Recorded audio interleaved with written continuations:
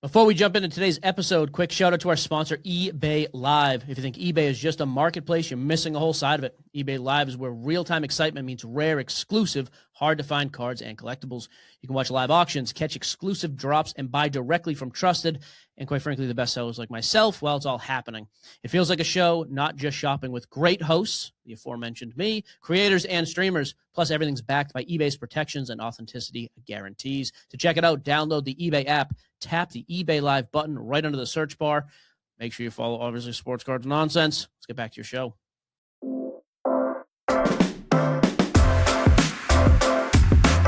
Welcome to another episode of Popping Nonsense. I am your boy, Sports Boy, a.k.a. Jesse Gibson. Across from me is Solar Ray, a.k.a. Ray Solorio. How the heck are you, Ray? And then this is Public Broadcasting Systems Radio.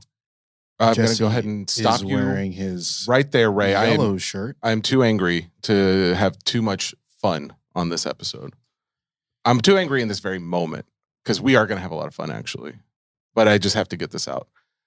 I am in the midst of watching a break happen on Whatnot for the first case of Disney Chrome. It is, guys. He is really upset. Just so you can picture this. I'm so frustrated. I have to just point this out. If you're breaking on Whatnot, you got to do everybody a favor and just report them or do so. I don't even know what you can't report them because they're not doing anything illegal. What's the problem?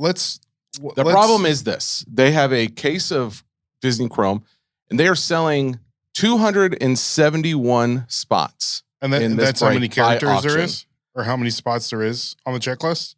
For their checklist, that's how many they have. Now, if you go to the Official Disney Chrome checklist, you're going to find that there are a total of 200 characters.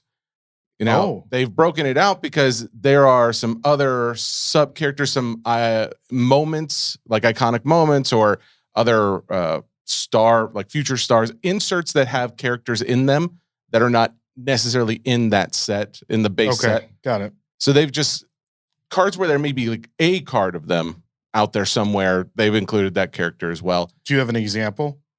Actually, maybe have a perfect example because no, actually I can't because they are part of the base set. So let me just keep going with this. So 271 characters when there's a 200 character base set. People are paying $50 to $70 per spot. But it's randomized spots, right? Randomized spots. So you're bidding. You don't know which character you're going to get. Yep, 100%. Okay. So the first biggest problem is they're breaking this when everybody else has to wait. People who have allocation, they are not allowed to break before Wednesday. It's Monday right now as we record. It's Monday the 15th. We can't break this before Wednesday, but they're out there breaking this. And obviously already an issue there because it's like, well, everybody else has to follow the rules, and these guys don't have to. Maybe they got it early.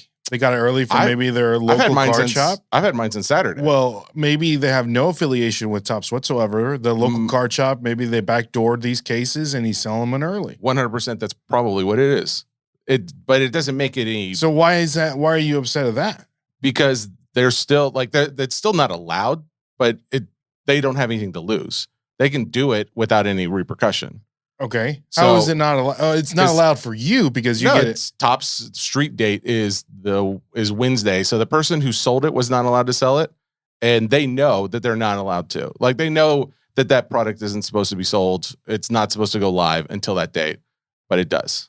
So obviously there's rules being broken. If you want to argue that they're okay. No, see, here's the problem, right? You're wrong. Listen, you are wrong. If I were to get some cases from my LCS early, I'm going to listen to what you're saying, but I'm going to do it under protest. Continue. Early, and I knew that I had no repercussions, I would go ahead and sell them. That says a lot about you, and not in a good way, sir. Why? Okay, so if I could steal something and nobody caught me... You're not stealing it. I'm paying for it. If I'm doing something that I know to be wrong, because because they can buy it doesn't mean that the person, first off, was allowed to sell it. First of all, I'm not stealing. I paid for the product. Yes, I'm not.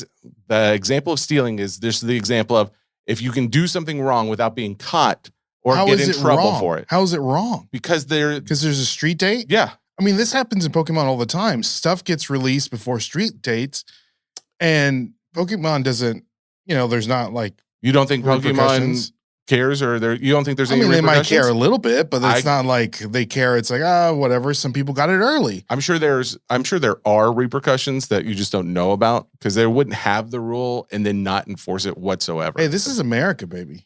Let's go out there and make the money. You are making yourself look bad. I'm going to tell you right now, you're going to get negative comments right now. Hey, and I will make sure you see them. I will screenshot them and send them to you. In my favor, this is America. I would like to know if you are in Ray's favor. That is actually another good point. Yes. If I'm completely off base, please let me know. So you're just forward, angry because going forward. Yes, go ahead. 271 spots at the prices that they're selling for. The case is going to sell for a range between $13,500 and $19,000. You also don't know how much they paid for that case, No, because they could have paid probably way more than what you will probably pay. Maybe. I mean, I would assume so. Yes. But besides the fact they might have paid $10K. Maybe. I don't care what they paid. The fact that they paid for it and then decided to do something that everybody else is not allowed to do is like, and it feels, I can hear like the side of it where it's like, oh, well, you can't do it, so you're just upset that other people can. That is an argument. If you want to make it, it's fine. But it's like, if we're not following any of the rules, then what are the rules there for? Why don't we just I think the rules are for the breakers, like that have distribution with tops. Yeah. Not saying that. So, and the rules for the person that initially sold it to that person. That's the person that broke the rules. They absolutely broke the rules, but the person who now has it, who knows that they're not supposed to break it, is still breaking it. Like they still know that the product doesn't go live till Wednesday. Especially because I am in the chat telling them that they're not supposed to. Like, you guys know you're not supposed to say break that until Wednesday. What did they have to say? I asked them, hey, how are you guys breaking this right now? It's like, oh, it just was here. It just appeared in our office this morning. It was just there, so we just decided to break it. And I put in the chat, at minimum, this case is going to fill for $13,500. We're all getting ripped off for this. Because here's what I did. I bought into the break. And I know, first off, what you're going to say is, oh, you're part of the problem. I bought into the break to show as an example that this is like the mistake you make. Because I bought in, and the first problem was I actually hit a character that someone had heard of on the first one. So I bought a second one just to prove the point of how much of a waste of money it is. I got Frozone on the first one. Frozone, how much did you pay? I think it was like $60. $60? $60 for just that one character is ridiculous, first off. Okay. I was going to ask, I don't know how much will your break on Fanatics live this Wednesday? How much will Frozone be listed? Frozone is listed in the Incredibles spot. Okay. The Incredibles altogether, that includes like family members and everybody else. Mr., Mrs. Yes, that includes everybody, $75. Oh, okay. So there you go. So going back to that, I bought another spot to then prove the point, and I got Mrs. Jumbo, which, if you're wondering who that is, I wondered the same. It's a character from the Dumbo movie. Do not remember Mrs. Jumbo. Is it an elephant? But I, again, do not remember. But I got Mrs. Jumbo. I paid, I think, $65 on that one. Oof. So I paid more. So altogether, I'm in like at least $125 before taxes and shipping. Correct. So I'm probably closer to at least $150 for those two characters. I am the warning example to you. It is the biggest ripoff that I have ever seen, people selling those spots over there. And for anybody who's doing the selling, congratulations. You're making more money than you know what to do with at this point. Depends on how much they purchase the case for. But the idea that this is just acceptable, that it's okay, that Whatnot does nothing to enforce any of the rules is one of the reasons that rules are they breaking? It's one of the reasons that's pushed me away from breaking on Whatnot for such a long time. Because and I'm not going to explain again. You already know what my stance is. But at this point, it is ridiculous that we don't have any kind of enforcement in this space. We have people who have investment level, like I'm talking about bankers investing in this space with people's retirement funds, that kind of money, millions upon millions of dollars. And we're talking about one of the biggest platforms, the biggest breaking platform out there. And there's no kind of enforcement about, hey, the biggest company making cards says this doesn't go live till this date. Yeah, we don't care. You can go out there. Or do you think that's a Topps problem? I think it's a top. Because they're not enforcing any of the rules on the Whatnot What platform. can Tops do on that platform? They don't own Whatnot. They can't tell. I'm sure that they have told them, and I know for a fact they have told Whatnot that these people should not be breaking. But if Whatnot doesn't enforce it, then they can't do anything. Yeah. Okay. So that's how I'm starting out this episode. I do want to give a little more into that. The people that are buying into these breaks, like you said, if you want to get ripped off, you're getting ripped off. Mhm. Okay. So that's on the person that's purchasing into these breaks. Yeah. And I feel like if nothing else, this is not only an education, entertaining podcast. I think it's also a warning, or we can at least put out the warning to people. If we see a problem, we should say something. And I think that's a big problem. That's my opinion. Yes. And I agree. And this is my opinion as well. And again, I think the people that are purchasing into these breaks are the problem, because if there wasn't money to be made, these people wouldn't be breaking. Let's do this. Let's do it real quick. We do have a guest today. We do have a guest. We have a guest coming on because we're going to be talking about Disney, because it is Disney week. But we're not just talking about Disney Chrome. We're going to be talking a lot about Lorcana as well. We're going to talk about Lorcana as it compares to Pokemon as well. You don't know this yet, but I've got some data. You got some questions? Okay. Well, I've got some questions for our guests as well, but I've got some data pulled that I think you'll find somewhat interesting. I think our listeners will. In fact, when I go over this data, I need you not to talk over me, because I'm going to be using really this. hard at me. I'm pointing at you because I need you not to talk over me. If you point at me, you need to not do what you are doing right now, which is talk over me while I am doing it. 4 fingers pointing back. I will mute your mic. Do not do it. Please, Ray. Please. I am in a mood. He's real spicy today, ladies and gentlemen. All right. So let's do this. Before we get into that, you don't have anything Pokemon related? I don't have anything Pokemon related. I do want to say, though, yes, that I know last week we talked about was it last week or 2 weeks ago where we talked about the big wrestling match that occurred in Mexico? Yeah. Mm-hmm. The Luchador? Yes. El Gran Americano versus El Gran Americano, and El Gran Americano won. It was mask versus mask match. The person that won, El Gran Americano, he is auctioning off his mask on WWE.com. That's cool. And it's going to charity. So if you guys want to pick that up, it's currently, I think the bid's like $22,000. Oh, geez. Yeah. That's pretty cool, though. Yeah. Speaking of wrestling, last note, you broke another couple cases of Cosmic, and you had one of the best cases I think most had seen. At least that was several of the comments. I agree. Yeah. I just got done posting some of the pics on our Instagram. So if you guys want to check that out, go check it out. What are we talking? Like, what are some of the bigger cards? Oh man, we pulled 2 out of 5s, which out of 5 auto? Out of 5 autos. Oh. Correct. So I have broken 5 other cases and then yet to receive out of 5. Jeez. So in this one case, it had 2 out of 5, 2 out of 5, which is crazy. Seth Rollins and a Sheamus, Nashville's very own. Wait, Seth Rollins? That's a big one. It's a big one. That's a really big one. Yeah, okay. It's huge.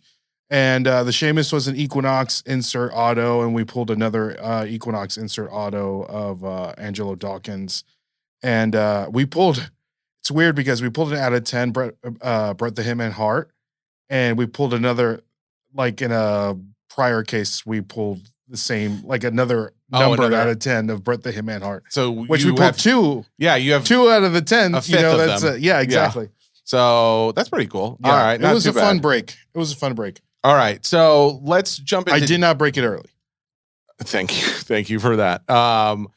Disney Chrome comes out this Wednesday, the 17th. By the time you're listening to this, I will probably be live on Fanatics Live. I'm going to go live probably sometime before 8 o'clock Central Time. So I think I've got it scheduled for 7 a.m.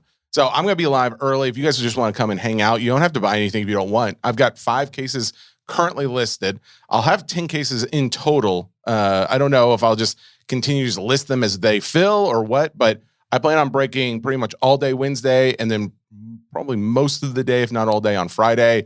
And then we'll see as we go into the weekend how much is left. We'll go from there. But the product is obviously very popular. It's the most popular non-sport product that Topps makes. The print numbers, as far as like odds and things like that, where we get an idea for print run, odds have not come out yet. Ooh. I think that's on purpose. I think we're going to experience something very similar to what we saw with the odds that came out for Marvel, which was essentially a doubling or more of the amount of cards produced in this product as opposed to last year's product. Last year was already an increase. Granted, the years before they were very low in comparison to most card products coming out these days. But this year, there's going to be a ton of it. There's going to be megas. There's going to be value boxes. There's going to be certain cards that are only available in the value boxes and megas. So if you're looking for, I think it was like the High School Musical 20th anniversary insert, that's only available in the value boxes. If you're looking for the Moana 10th anniversary, apparently that's a mega box exclusive.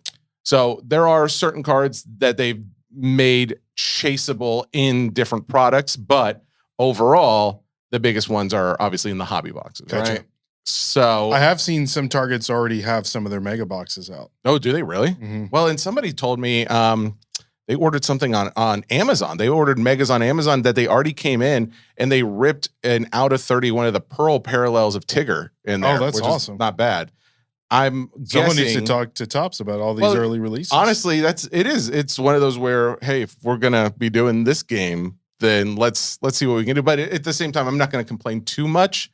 Actually, I'll never complain because I'm still getting allocation, right? So it's like it is what it is. Now, between now and Wednesday, we'll probably see a lot more of this happening. We're going to see more megas and more value boxes. We'll see more people on Whatnot doing the exact same thing that I'm upset about in this moment.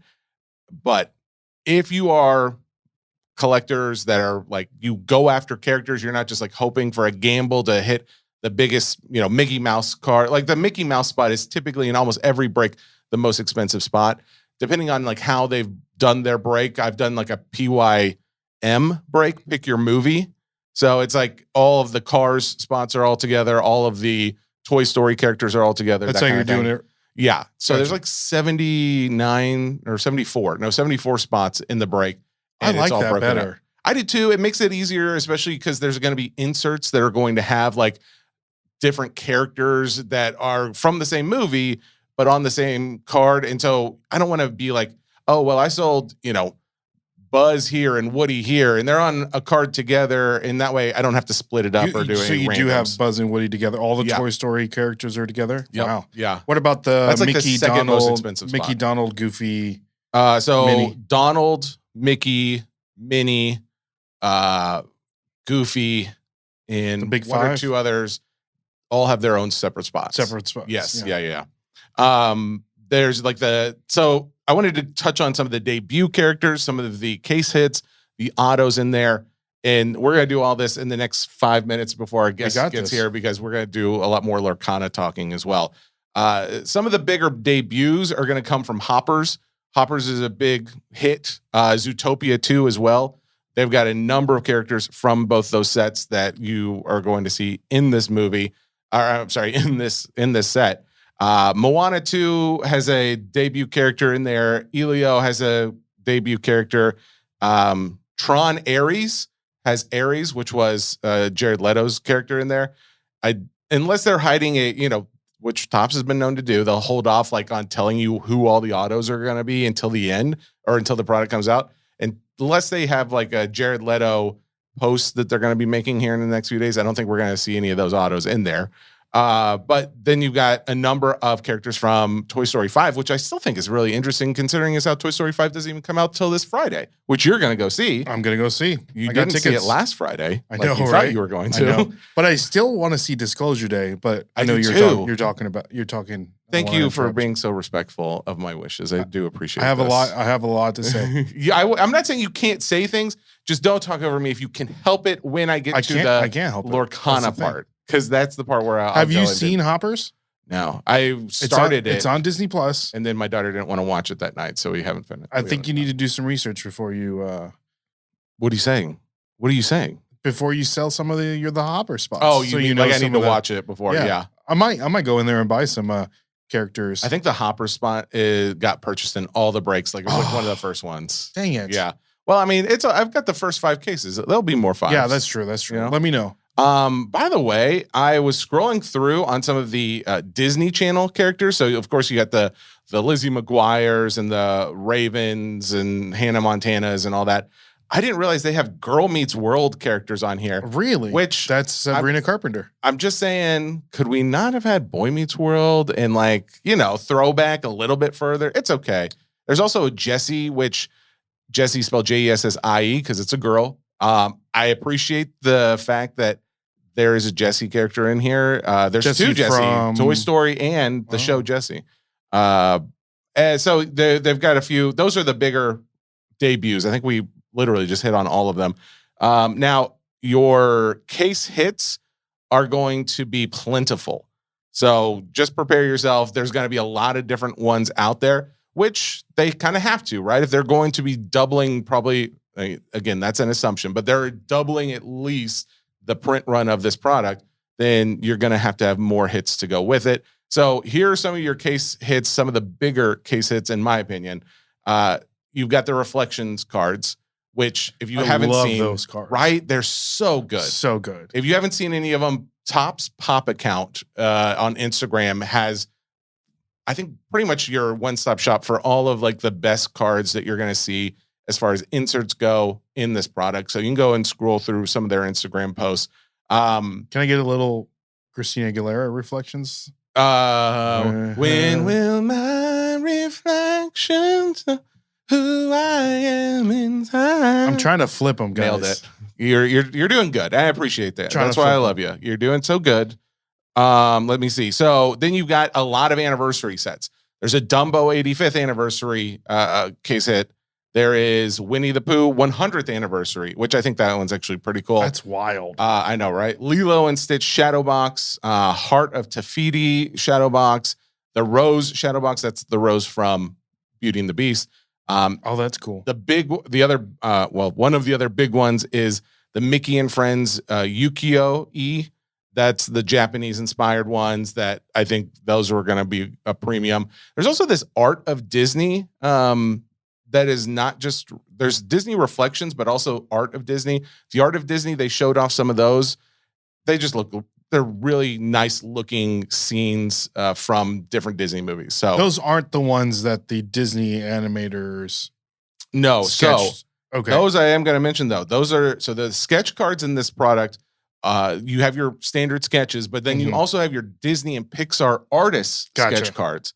Now, those are going to be really cool, unique. They did something similar in the Toy Story product as well, where they had some Pixar artists draw on them. I'm hoping the artists that did these gave a little bit more time and detail. Like, I mean, the ones that the non-Disney artists are doing are putting the Pixar artists to shame in the Toy Story product. Even though it's still cool, like, hey, an actual Pixar artist did this drawing, and you probably get paid way more money to take your time and do your thing in the movies. So I can understand why you're just doing like little black and white stick drawings. Art is subjective. Yes, but I would Picasso's are millions of dollars, and fair enough. But Thomas Kincaid's are not that expensive. Who's Thomas Kincaid?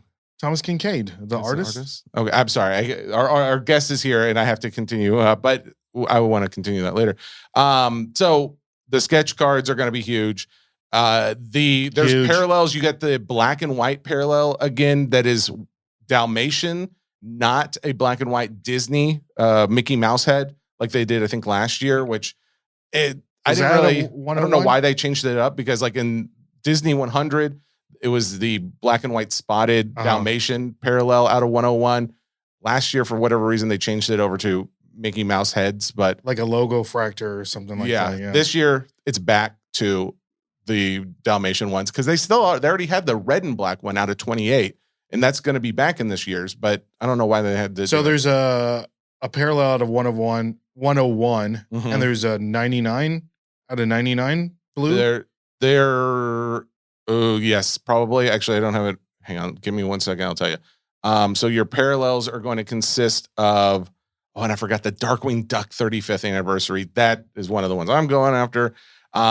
So yeah, you've got a lot of parallels in here. The 101 Dalmatian one, the green refractor is out of 99. Purple is out of 75. Gold is out of 50.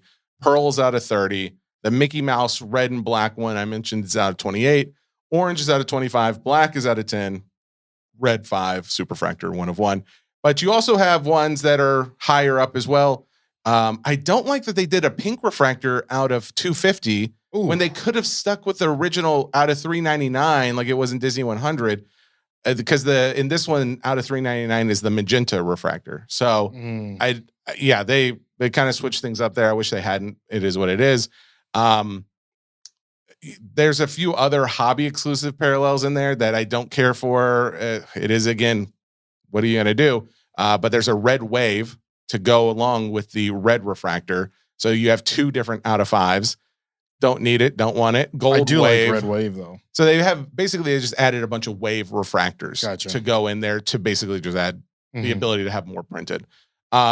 Skipping down to autos. The autos are really awesome. Really awesome. We went over the checklist was it yesterday? Yesterday on the break. Oh, when you were live, yeah. The fact that you've got now the Hannah Montana that has officially come out Montana. that Miley Cyrus is signing. That's the one that I couldn't say any that Ray knew about. That I've known since the conference. I couldn't say anything about it, but that's a pretty big, awesome one that they've got included. So Miley Cyrus, you've got Raven Simone signing in there. You've got Demi Lovato, Vanessa Hudgens. Then you've got all of your original animated Disney movies. So Ariel's Jodie Benson. You got Paige O'Hara, who is Belle. Irene Bedard, who is Pocahontas. All the original ones there. Owen Wilson for Lightning McQueen. Wow. You've got Lewis Hamilton, which was announced. It was not on the checklist, but Lewis Hamilton, the F1 race car driver who played the character Lewis Hamilton, because apparently you can't make up a car's name that's different than his real name. But he's going to be under the Cars That's spot. pretty cool. And then, of course, you got your Buzz Lightyear with Tim Allen. You got your Tom Hanks with Woody. And a bunch of other big spots. Zootopia, I think every movie has their biggest actors signing in it for the most part. And that includes Pirates of the Caribbean with Johnny Depp. There is a triple auto card out there with Johnny Depp, Keira Knightley, and Orlando Bloom. Ooh. That's going to be huge. I can tell you right now. Huge. So that is your quick rundown. You're down and dirty. We've already talked a little bit about Chrome before, but it comes out this Wednesday. Come hang out over on Fanatics Live, the Hobby Nonsense channel. I'll be there, and hopefully we'll hit some really, really big stuff, including let's go for another one and only Walt Disney, shall we? I saw there is some one and only cards. There are listed. a few different ones, including a one and only Walt Disney. But yeah, since our guest is here, let's go ahead and bring him on, because we're going to continue to talk Disney, but we're going to switch gears over to Lorcana. Okay, and we are back. We have got Digital Ink is our guest for our Lorcana talk today. Now, Digital Ink, if you listeners may or may not realize, is not an actual person's name. So we're just going to go with Digital Ink because that's what he prefers to go by. Now, the real question is, do you want us to call you Digital, or would you like us to call you Ink? Oh man, I mean, anything you'd like. Let's go with Ink. Let's go with Ink. Keep it real simple. All right. I like Ink. All right, Mr. Ink. I was going to go with Digi. Digi. Oh, that. I'll if you say Digi, I'll only think Digimon, and then we'll get into a whole other TCG. Yeah, it's another can of worms. Well, Ink, thank you so much for joining us. You have got a YouTube channel called Digital Ink that we stumbled across. I think it was that, and maybe some. Did you see it on Instagram first? I watch it consistently. Ink. Oh, so excuse me. You've been my Lorcana guy for a long time. Wow. Ever since probably. Man. I appreciate you. Yeah. So I've been consuming your content on a regular basis, and I've been, any nuggets that you have put out there, I've taken them and kind of regurgitated them in a terrible way here on the podcast. So Jesse texted, this week, because I've always been like, Jesse, I'm telling you, this Lorcana thing, something's happening. We've always talked about it, but really right now it's bubbling, it's going crazy, and we're like, we need to get a really good Lorcana guy. He's like, do you know anybody? And I'm like, if we can get this guy on, I think we can do really good. So that's high praise, Ink. Yeah, man. That's too much. You guys, that's humbling though. I honestly, I'm just happy that I'm killing 15 minutes of your day when I post something, man. So I appreciate you guys, man. And no, I'm super happy to be on, and no, super excited to talk to you guys today. All right. Well, let's jump into it because I need to know if this, what we're seeing right now in the market, is this new as far as the level of interest and I guess pricing thing. What we're experiencing right now seems something new to me, but maybe this is a wave that you've experienced already. Yeah, no, that's a great call out. So I always like to tell our folks who tune in, well, we do two types of content. We do pack opening, we do market watch. Anybody who listens to the market watch, I always usually like collector's market watch. I usually say that there's sort of been two Lorcana booms. And so your first boom is like 3 to 4 months ago, where you have right now the most expensive set in Lorcana, that being Fabled. It started to just pop off, right? I mean, and there's 2 cards in there that are what we call iconic rares, really tough rip, really, 1 in 2,000 type situation. And so those started to rise in price. And obviously that's where we first start to, see some people come back, things like that, which that was exciting. I mean, it was super exciting. But honestly, nothing compared to what we've seen in the past 3 or 4 weeks. Now, in the past 3 or 4 weeks, we've had a new set come out, Wilds Unknown. This set first introduced Pixar characters. And so the obvious thought here is like, okay, you have your Disney people who, love like that classic Disney who like they're all about it, right? Like, again, those big banging cards, Mickey and Minnie, that you can pull, but there wasn't anything else. Like you guys talk Star Wars, you guys talk Marvel, you guys talk, you guys go very wide on the channel, right? And so you think about like a whole new demographic coming in. I mean, there's people who are loyal to Pixar, man. And so going from, say, like Topps Chrome or something like that, where it's like you think about like a Buzz to 10 or something like that, or an auto like Buzz, like, obviously like Tim Allen or something like that.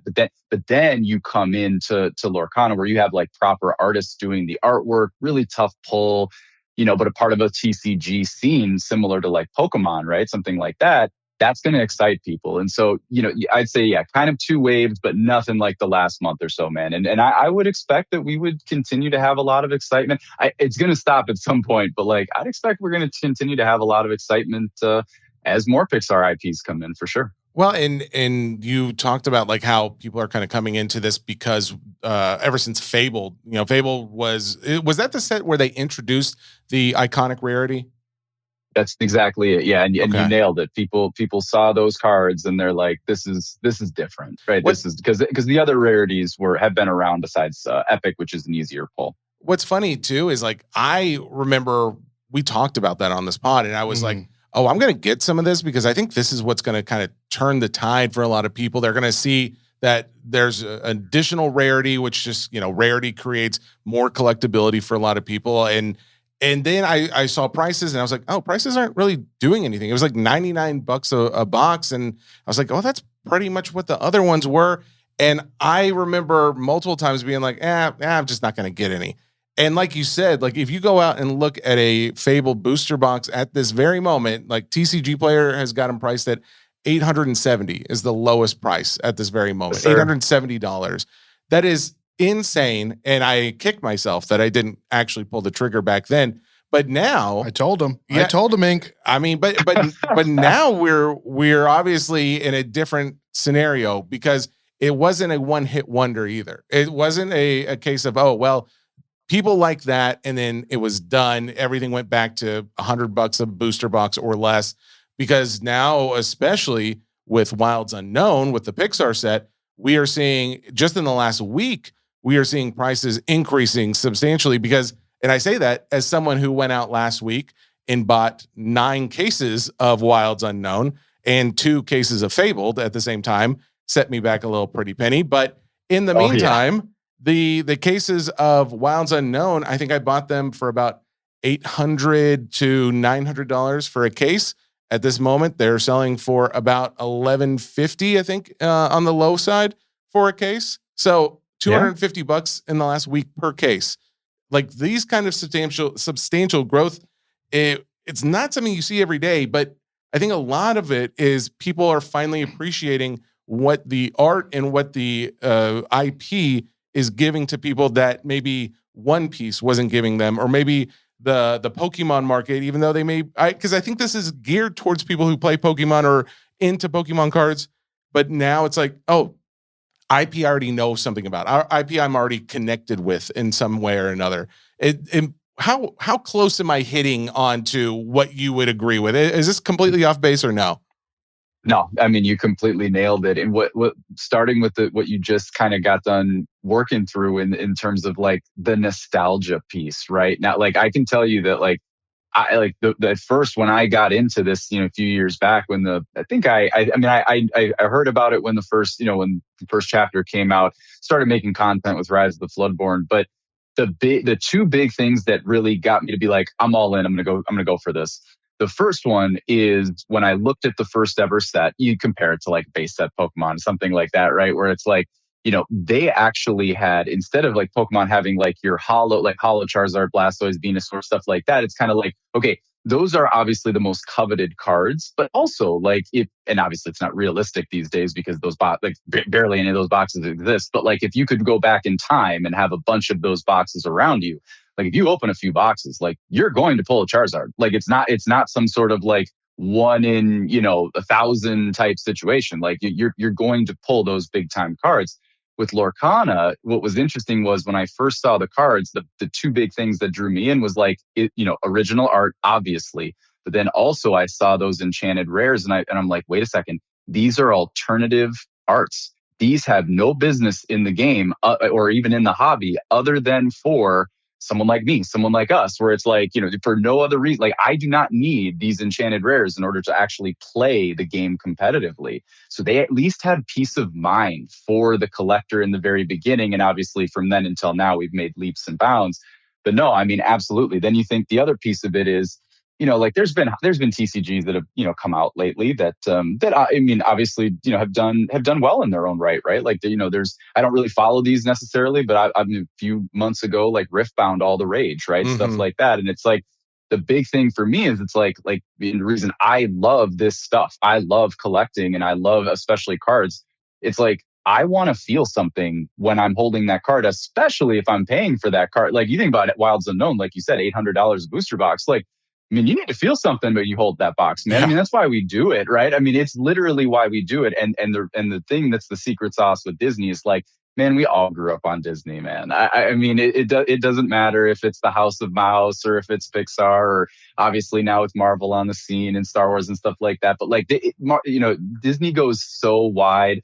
They obviously have other things going for them, like the parks and stuff like that. They just have so many threads that they can pull on. Yeah, that's a big reason why I came in. And I knew that eventually we would kind of hit that, like where people are like, wow, this stuff's actually kind of good. To be honest with you, I didn't think it would necessarily, maybe lightning wouldn't necessarily strike this quick, and who knows how long it lasts, obviously. But it is nice to see folks are out there, realizing like, hey man, it's there's something special to these cards, and this obviously like price wise and stuff like that. There's maybe other factors of why the cards are raising in price as well, beyond just like, hey, this stuff looks pretty cool.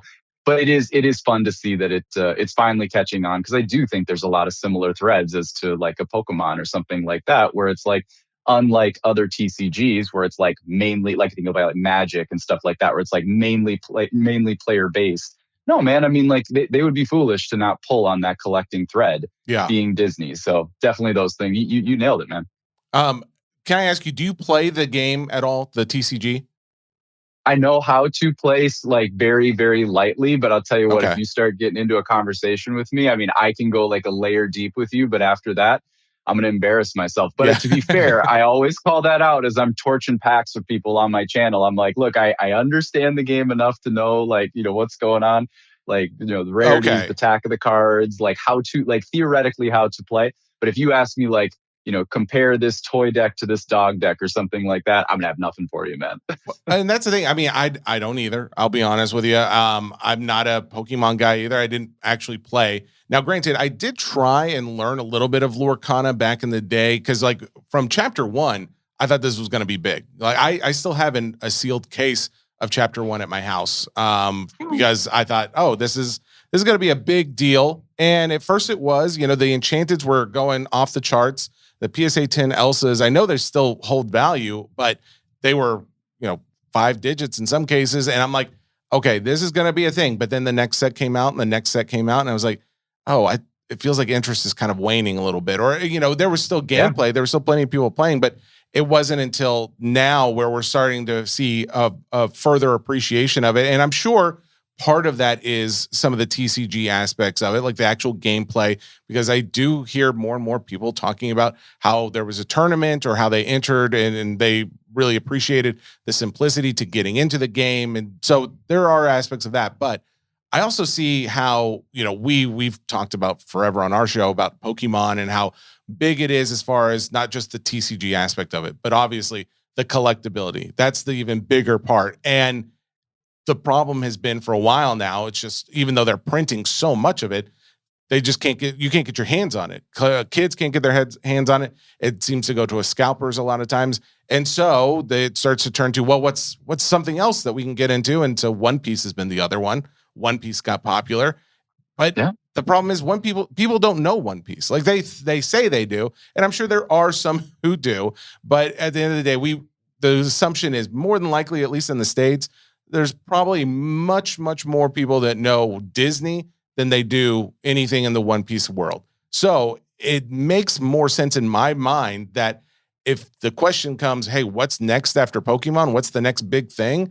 I don't know if it's One Piece, like so many people have been saying, and I don't know if it's Dragon Ball Z, like others might be saying.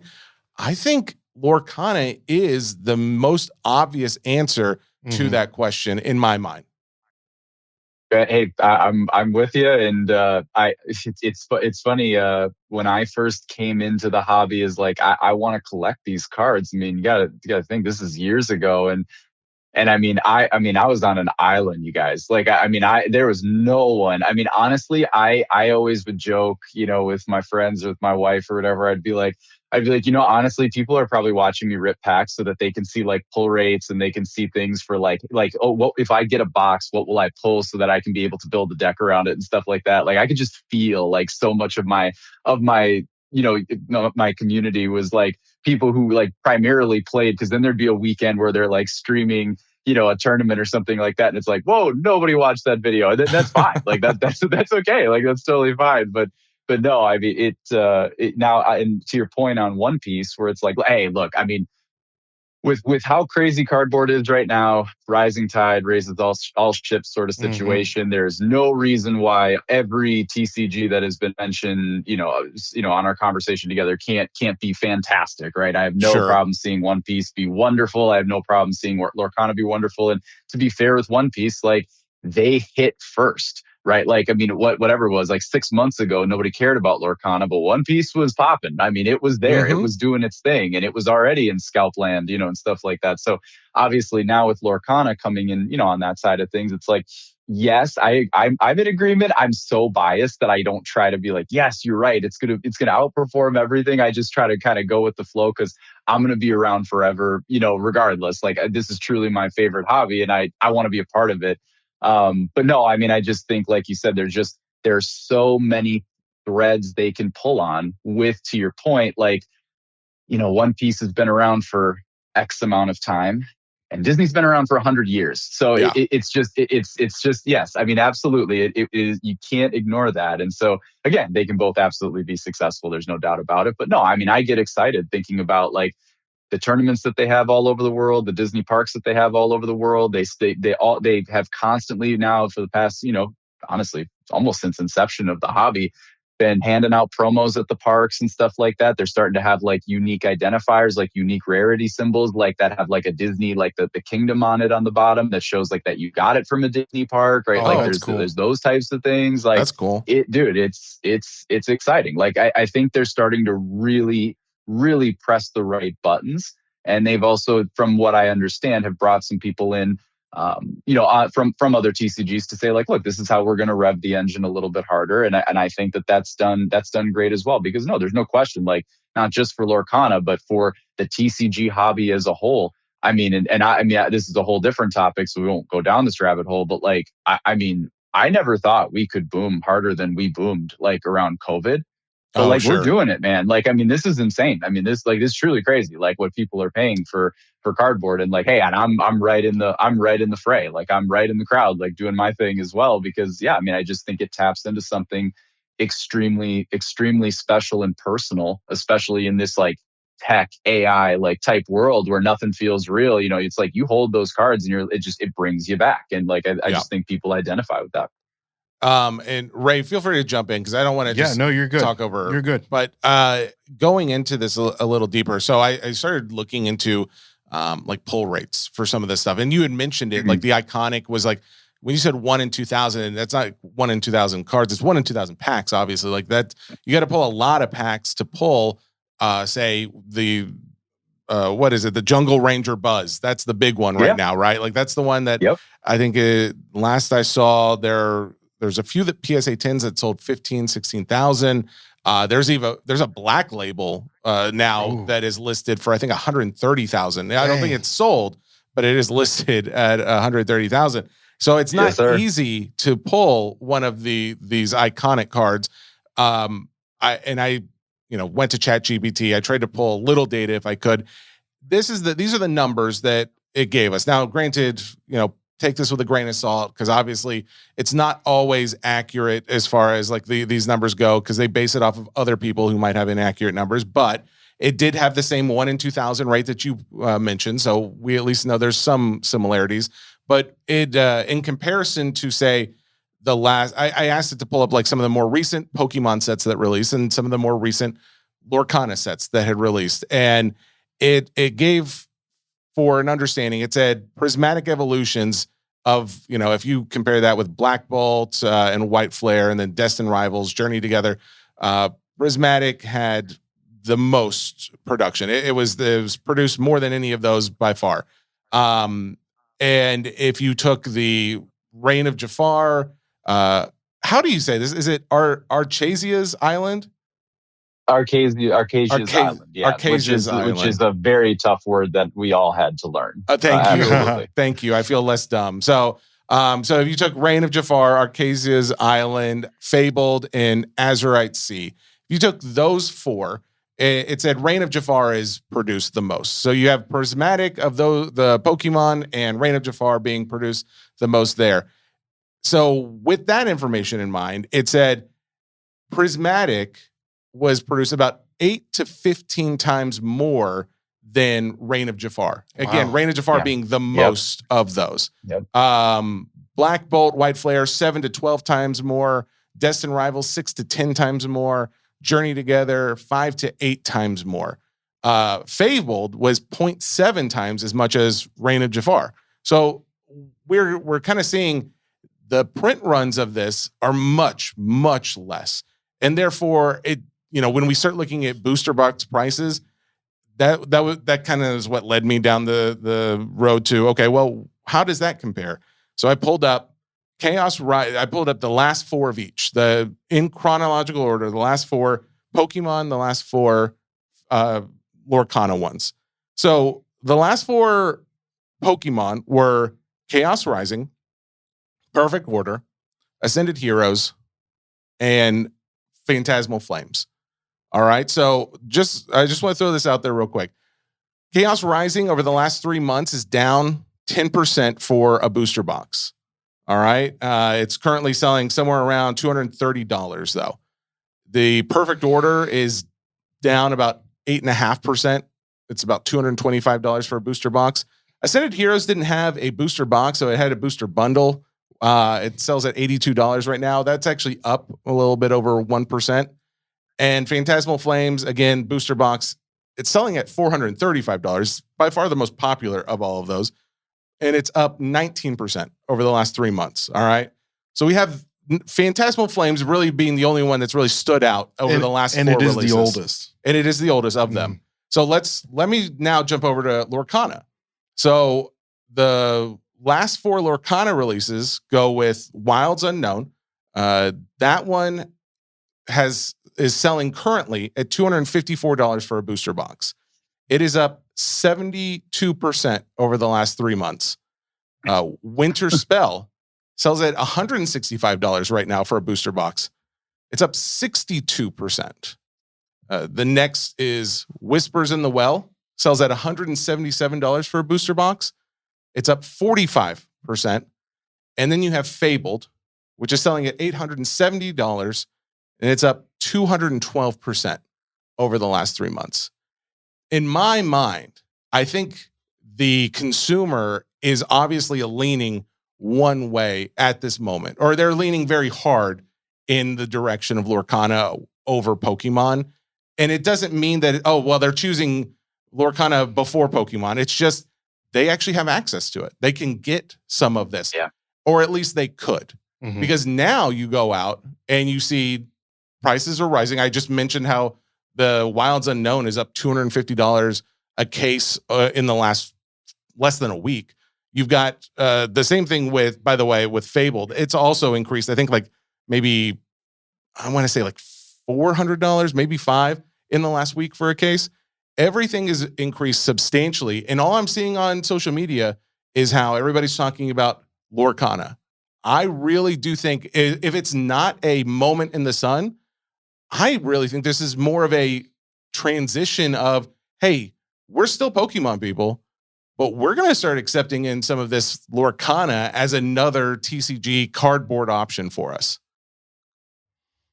100%. I mean, there's multiple. First of all, I agree with that 100%.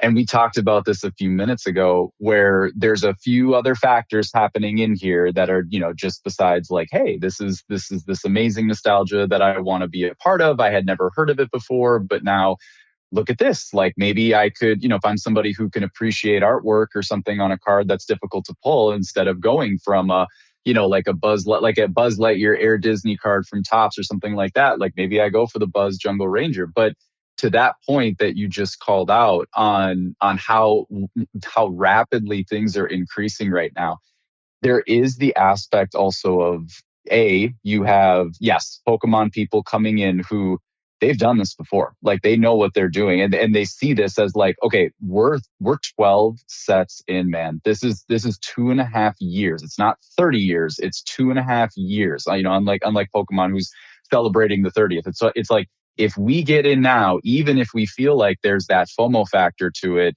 where are we going to be 5 to 10 years from now, especially if this ends up working? The second part of it that is, not a lot of people, I think that anyone who cares to go in and research it will see it.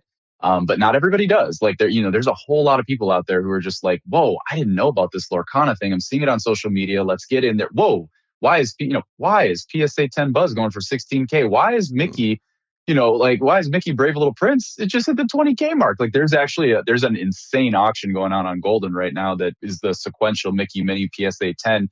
That's done in a couple days. I'm guessing we're going to see 25K plus for it, and that'll even get more eyeballs on it, right? But again, people see this and they're like, oh, I don't want to miss out, because even if we boom and we come back down, there's that fear of well, yeah, by the time it dips, it's going to be higher than it was right now. So maybe I should just do it right now or whatever. But the key thing that's driving some of this price as well is if you go and look, and you two would know better than me, but you go and look at pick a set, pick a 151 or whatever, pick something that's been super played out now for a while, right? A really popular set that's been super played out, and you go look at a PSA 10 Blastoise or Venusaur or something like that chart, whatever, right? You look at the PSA 10 pop report on that, it's going to be, I would venture to guess, thousands and thousands and thousands and thousands of PSA 10s. That would be my guess. Okay. Buzz Lightyear, Jungle Ranger, PSA 10 pop. I just 23. That's right. I knew Mickey Mouse, Brave Little Prince, iconic. It's been out since September. Okay. PSA 10, just over 500, not 500,000, not 5,000. There are 523 or something like that Mickey Mouse Brave Little Prince iconics. And so the factor of that is you think I'm pretty sure on this. I've heard it through enough grapevines that they print through Millennium Printing, right? It's not as though it's hey, you guys, we'd like to print more Lorcana if you guys don't mind. It's like, no, well, first of all, there was a pullback because a few months ago, people weren't into Lorcana. Well, actually, it's probably about been a year now that people weren't really into Lorcana. So they're printing less of it. That's just going to open up more room for the Pokemons and, whatever else. And it's like, yeah, I mean, we just like, they want to print more, but it's not as though it's like there's just availability all over the place. Now I know that they're trying to get that, they're trying to increase productivity on their side of things, but it's like, it's going to take time. It just is. So you're sort of stuck right now in a world where it's like these things are hard to pull and they're hard to find and they're hard to get intense. So you're seeing these crazy multiples, like Merida Formidable Archer is like a $3,000 raw iconic PSA 10. It's going for like 12, 13K. And you're like, why is it going for this like 6, 7x multiple? And it's like, yeah, man, like there's just not a lot of them. So it's like, you're not going to get that like healthy, like 3x, like, I grade a card that's $100 card. I graded in 10. It's like $300 for it, whatever. It's like, no, man. I mean, there's just not that many of them and they're tough to pull.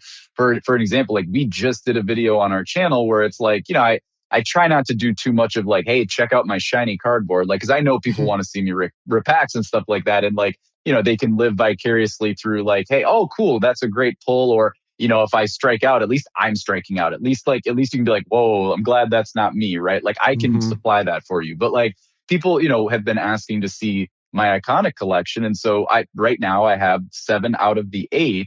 And it's like, dude, I pulled one of those. We rip a lot of packs over here. Like, and I've only pulled one of them. Wow. The rest of them, you're kind of put to that decision. Now, granted, it's not like I've bought 6 of them in the last 2 weeks or whatever, right? This has been going on since September when Fabled came out. But still, man, yeah, you're in a tough spot, right? To your point, you either have to pull it or it's like, you got to go buy it. And there's not many out there. And it doesn't hurt either that you also have the Disney side of things increasing in cardboard on Topps' side too, because like that, I break a lot of Topps products, and I Topps Chrome comes out this week for Disney, and it has been a topic of conversation on this podcast for the last number of months, just seeing the dramatic increase in demand for that original 2023 Disney 100 set that came out, and even some other sets after that have been increasing in value. In fact, I had the Max Goof 1 of 1 from the Disney Neon set that came out this year. Nice. And I bought it from a buddy for $900. And I thought, you know what, just for fun, I'm going to throw it up on eBay. I ended up selling it for $1,900. Like in a matter of a month later. The Elsa, Disney 100 Elsa out of $399. That's the pink refractor. The PSA 10 back in May sold for $765. As of yesterday, that card sold for $1,400 as a PSA 10. The market is just continuing to increase on all Disney cards right now. And the fact that one is made by Thompson, one is made by Ravensburger, it doesn't seem to matter to anybody. It's just the fact that, hey, I'm an adult. I have money to spend. I grew up with these characters, and I know the card market's booming.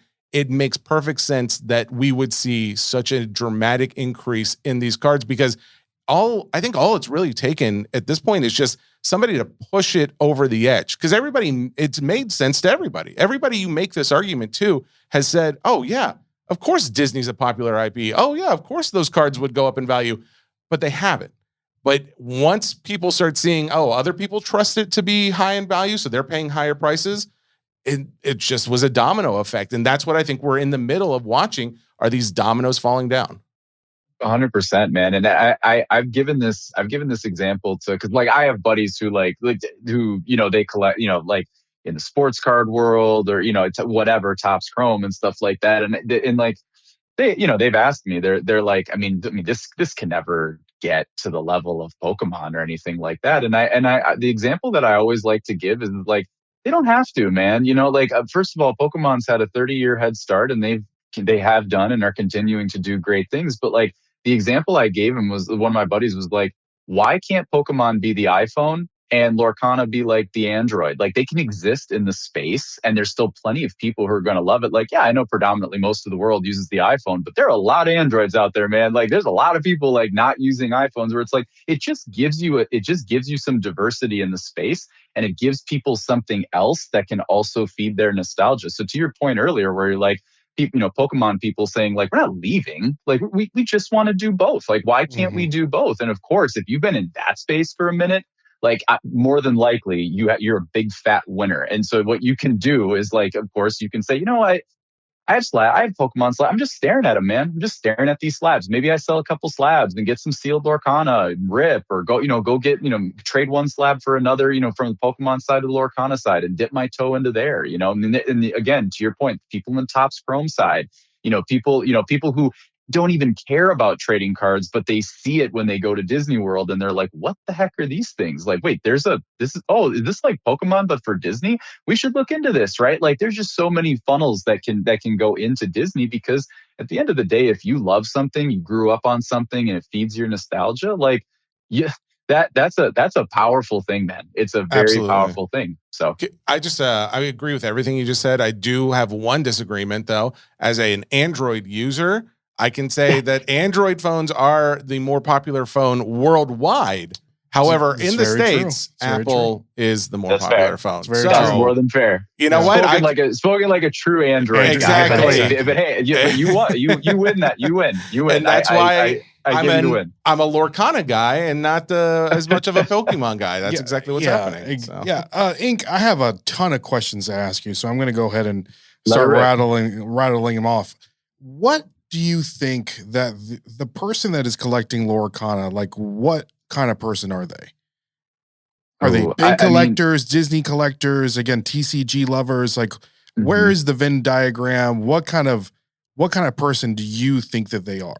Because by experience, I think there is more women in this hobby than say other TCGs. I know there's still a lot of women in the hobby of Pokemon, but I still feel like Disney can be, almost like 50-50, to be honest with you. Actually, that's a good question, because as Digital Ink could probably tell us better than almost anyone, as he has a dedicated Lorcana page, you can look at your YouTube demographics and tell us just how many women to male viewers you have. I was just gonna hit you with that, which is so funny, but absolutely. I got to tell you, I love that question because I've never been asked it. I mean, so that I love those questions, and so. First, on the side of like who collects it, I'll be honest with you. I mean, it's going to start within, have you collected TCGs before? And so, of course, that's good. You're going to have your Pokemon people, but I really do think that in the very, very beginning, in the origins of Lorcana, so much, this is like, we'll call this like a year or two. We'll call this like 2 years ago, whatever. A lot of folks who were first coming in, they were Yu-Gi-Oh people, and you look at where that hobby is now. And I'll be the first to tell you that like I actually like I grew up on Yu-Gi-Oh, watched the anime, still have cards and sealed product today. Like I mean I rock with some Yu-Gi-Oh content and stuff like that, and like I do understand where those people are coming from in the sense of like we want the ability to have some Pokemon infused into Yu-Gi-Oh in the sense of like. Man, the cards are beautiful with Pokemon. They really are. They truly are. And Yu-Gi-Oh was kind of struggling to sort of find their footing on that side of things. And so people might, people kind of said like, let's try this out because the game is exciting. Like, to that point, like the actual trading card game is exciting. The art is beautiful. It feeds the nostalgia. Let's give this a shot, right? Like it kind of ticks those boxes of like, I don't really care to learn new characters. I don't really care to learn anything like that. But it's like, no, you don't have to. Like the second you give it a chance, you're going to have that foundation of like, I know who else is. I know who Mickey is. I know who Buzz is. Like, so let's rock, or whatever. But certainly it first started with Yu-Gi-Oh and kind of then bled into more Pokemon. But also, to you guys' point, I know like Pokemon creators and people like that, they'll say like, hey, we got, I have 3% women, or whatever, or, in, for like the, who is subscribed to the channel or whatever. And hey, I'm a Pokemon fan and love all those people just like the next person, love watching their content. But no, I mean, it was fascinating when I would look at, first really start paying attention to my numbers and my analytics, man. We're like 20 in the 20% women, something like that. And I mean, that so much, and this will be another sleeve of the Venn diagram. So many comments, and I try to respond to all of them, especially like for these certain people, like this specific comment. So many times I'll get a comment of like from a father with a daughter, or a mother with a son, or a father with a son, or mother with a son, saying like, me and my boy, or me and my girl, like we just went to Disney, we started collecting Lorcana, or like this is so cool, like really bringing their kids along with them because maybe they're interested in it. And it's like, my kid understands these characters. Yes, Pokemon is still going on. And yes, people, yes, you can throw Pokemon on and everyone's going to love that, love that show. But there's just a disgusting amount of Disney content that like your kid has probably already watched. So you can be like, look at this card, look at this character. Like, it's just so much, it's just such an easier sort of barrier to entry for parents and kids. And so I get a ton of that. And like that is very much like what motivates me on my side, because it's like this is not going to stop, right? Like we'll all get old and gray and there'll be the next generation who comes in and is like, let's collect or whatever. And so, yeah, man, I mean, if we can grow Disney, that is really cool for sure. That's awesome. Can I just point out 20%? That sounds like, oh, that's not that much. That's high. That is, I mean, someone who hosts Sports Cards Nonsense and now Hobby Nonsense, I've seen the increase from like the Sports Cards podcast world, which is virtually very few women. How many is now Hobby Nonsense? I can't remember off the top of my head, but I can tell you it's less than 5. And now Hobby Nonsense, which we're now over 5, not that far over. Come on, we're over 5. But to have 20%, that is a substantial amount of female viewers and or collectors that are collecting this. So that's kind of cool. That's great. I know, Ink, we're making a lot of comparisons to Pokemon. What would you say that in Lorcana is the Charizard equivalent to collect of Lorcana? Is it the Elsa? Yeah. I think it's Mickey. Is it Mickey? Who would it be? Who is the Charizard comparison for Lorcana? Yep. So what's super interesting is that you think about, like, I'll just take two. Obviously, we'll take base set Charizard and we'll pull another random Charizard. We just talked about the 151 Charizard. So we'll hold those two. We'll compare those two with say Elsa, right? Elsa, Spirit of Winter from the first chapter, with Mickey, Brave Little Prince Iconic from Fabled, where it's like, isn't it funny that on the Pokemon side, of course, the base set Charizard, which is, probably in theory easier to pull than the Charizard from 151. Like, one of them is so much more expensive than the other. But right now, what you see in Lorcana is Elsa, which is a part of the first ever set of Lorcana, is paling in comparison to the Mickey Mouse Brave Little Prince Iconic, which is not set 1, it's set 9, right? And it's like, why are these things so different? There's obviously some things, right? It's like, obviously the Mickey is insanely more difficult to pull. But at the same time, I do think there is such a fascination right now with the Iconics. And I do think that first chapter is still very, very readily available. Like, you can go on eBay right now, man. And I know it's expensive. I know Lorcana is really hot right now. But if someone said, hey, you got a base set Pokemon pack laying around, heavy, it's no, and if you do, it's just thousands and thousands of dollars. We will get there from a commodities perspective with first chapter. And I really do think the hero of the day could end up being Elsa, but we are years from that. And so while we're living in this universe, it in my opinion, it's the Mickey Mouse Brave Little Prince. Now, it shouldn't be that way. It really shouldn't. But I think the reason that it is that way, at least one of the reasons, is also what's tough with the first chapter boxes is that they did, this is a puzzle company, Ravensburger. They're not this isn't like Wizards of the Coast. This is a company who took their first big swing at a trading card game, and then they realized oh my gosh, we have the Halo Call of Duty of trading card games going on here. And I honestly don't even think they knew what they had. Those boxes were held together legit through tape.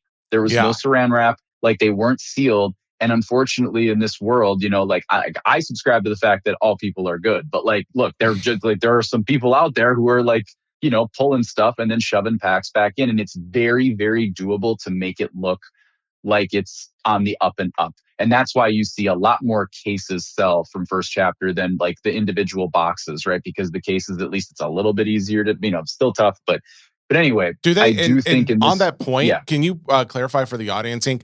I have one. I think it's the yellow sticker one, which I believe there is two variations. That's the right? Two second prints. one where they started adding tape to the sides where you couldn't get into that, but technically it's not like the initial release. It was like the one that came right after it. Is that your understanding, or am I getting that wrong?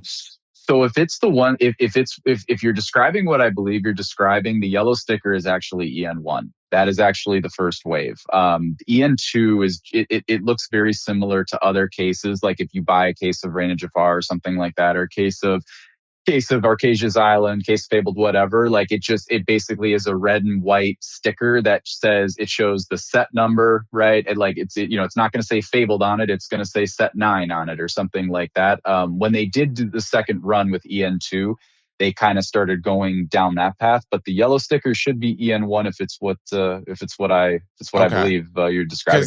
The only reason I ask is because I remember what you're describing as far as like those boxes when they first came out. Everyone was saying like, oh, well, you can just like easily get in here. And to the same point, you said, that's the puzzle company. They didn't really know necessarily how to set these up. But then that I had an order in with like a pre-order on TCG, and I was like, oh, I'm getting these. I'm getting those boxes in a case. And then all of a sudden it was like, oh, well, we sold out of those, so you're gonna have to wait till the next ones come in. And then when the next ones came in, it was like, oh, all of a sudden those have tapes on the side, so you couldn't reach in there and get them out. So that was the distinction that was made to me. Granted, as someone who's never opened the case, I don't know for sure, but yeah, you still get to them from the bottom though. Yeah, I think. When did they start putting the Saran wrap on the boxes, Inc?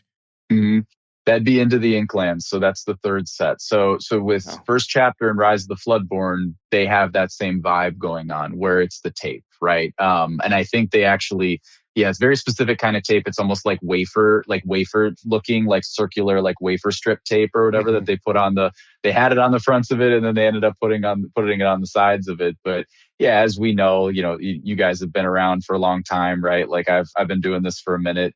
Nothing's gonna replace Saran wrap, man. Like it's just gotta be. And they, again, like to their credit, they've done a very nice job adapting as they go. This is a group that, came from, again, like primarily like, and still extremely successful at doing puzzles.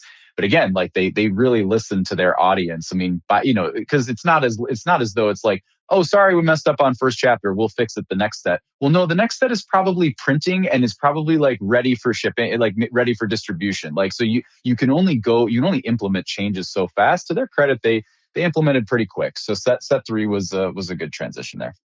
Nice. I feel like I interrupted you back then. No, you're fine. No, you're fine. But Inc, I do want to ask this question for someone that's looking to get into the Lorcana hobby. What are some must buys? Like if money's not an answer, what are some must buy sets? What are some must buy cards? If they're PSA graded or not PSA graded. If you were to tell somebody, if an investor bro comes in or what have you, you're like, and they say, Inc, tell me what to buy. What are the things that people are going to buy?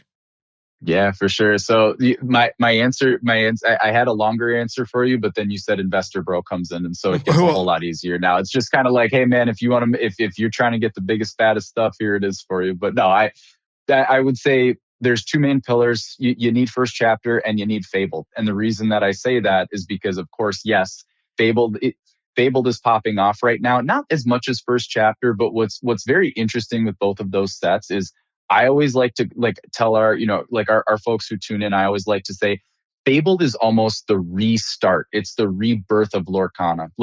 That's where they're like, we're going to change up rarities. We're going to do a reprint set. So it's kind of like, that's why Mickey and Elsa are so difficult to say, like, what's the Charizard, right? If someone ever asks me what's the base set Charizard, I'm going to say it's Elsa because they just have parallels with the first ever set. But now you need first chapter and you need Fabled. And even beyond that, I would also call out like a sneaky little take here.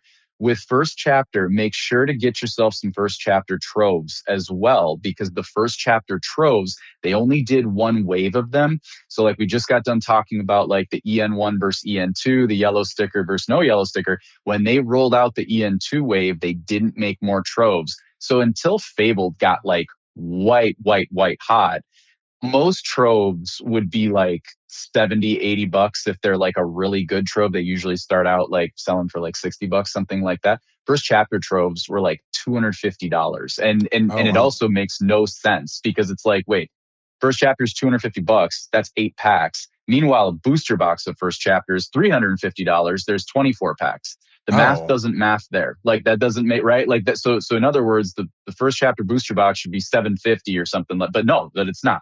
And that's just commodities, as you guys know. It's like the less of something that exists, the more people are like, I want that, right? Yeah. And so that I would say definitely get in on the first chapter troves. And yeah, I mean, honestly, it's from there. It's hard for me to not start shouting out iconics, man. Mickey, Minnie. Obviously, yes, I do think you should have an Elsa Spirit of Winter, no question about it. To because that similar to base set Charizard, LOB, Blue Eyes White Dragon. Like that Elsa was always sort of dubbed the Charizard or the Blue Eyes of the first ever set, and I really do think that that's still holding weight, man. Like I know that PSA 10 Mickey just went for 20K or whatever, but Elsa's still on the rise too. She's going for, last I checked, I mean, prices change every day, but like, I mean, she's been selling for, $3,000-4,000 and she's also an easier pull. She's a 1 in 96. Mickey's a 1 in 2,000, right? So in her own right, she's awesome as well. But no, I'd say you want to start Fabled first chapter.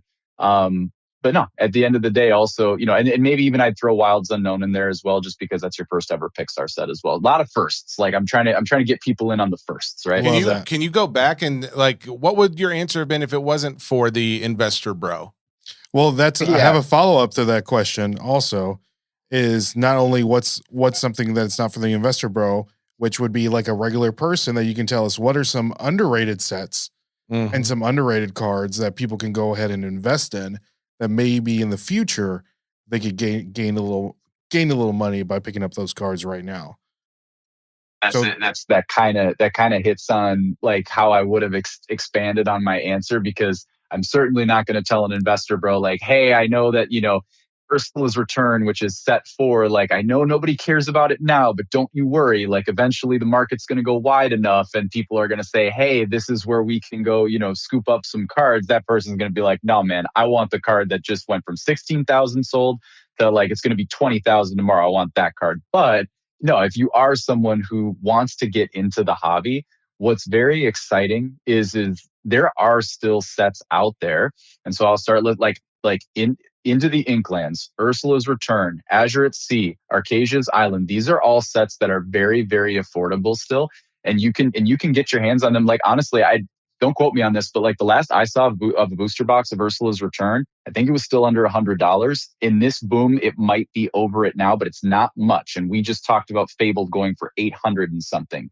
And you know what? Like if within those sets, what's really cool is it's like, especially if you're younger generation, like if you're a kid or something like that, like there's still going to be Mickey Enchanteds, Minnie Enchanteds, Disney Princess Enchanteds, your favorite character Enchanteds, right? Like there's still going to be something that resonates with you and feeds your nostalgia while also being a very tough rip.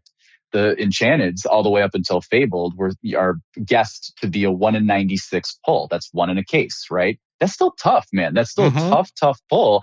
And so it's not as though it's like, oh, well, that's okay that this card is worthless. It's still beautiful. No, like that's a very tough rip.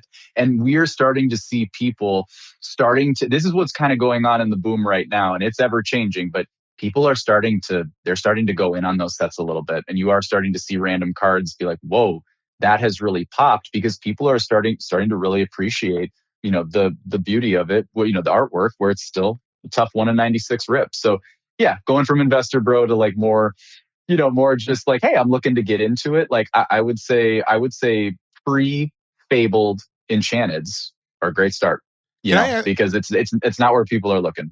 Can I ask on the Into the Inklands? I pulled that one up. Oh, you know what? I answered my own question. I was going to ask, why is it so much more expensive? I saw 367. That's 367 for a case of booster boxes, not one booster box. The booster box is, like you mentioned, it is $90 for Into the Inklands. Ursula's Return is also $90. These are all prices on TCG Player. So yeah, you are very much correct. These have not jumped as of yet. But what's funny is you talked about was it Azurite C? Is that what the name of it? That's right. Yeah. So I talked to my LCS owner last Thursday or Friday, and he said he was going to reach out to his distributor to see if they had any more Lorcana, because he's been getting hit up just as much as we've been talking about it. And the only thing they had left was Azurite, and he's getting. I asked, how much can I get? And he was like, doesn't sound like there's a limit.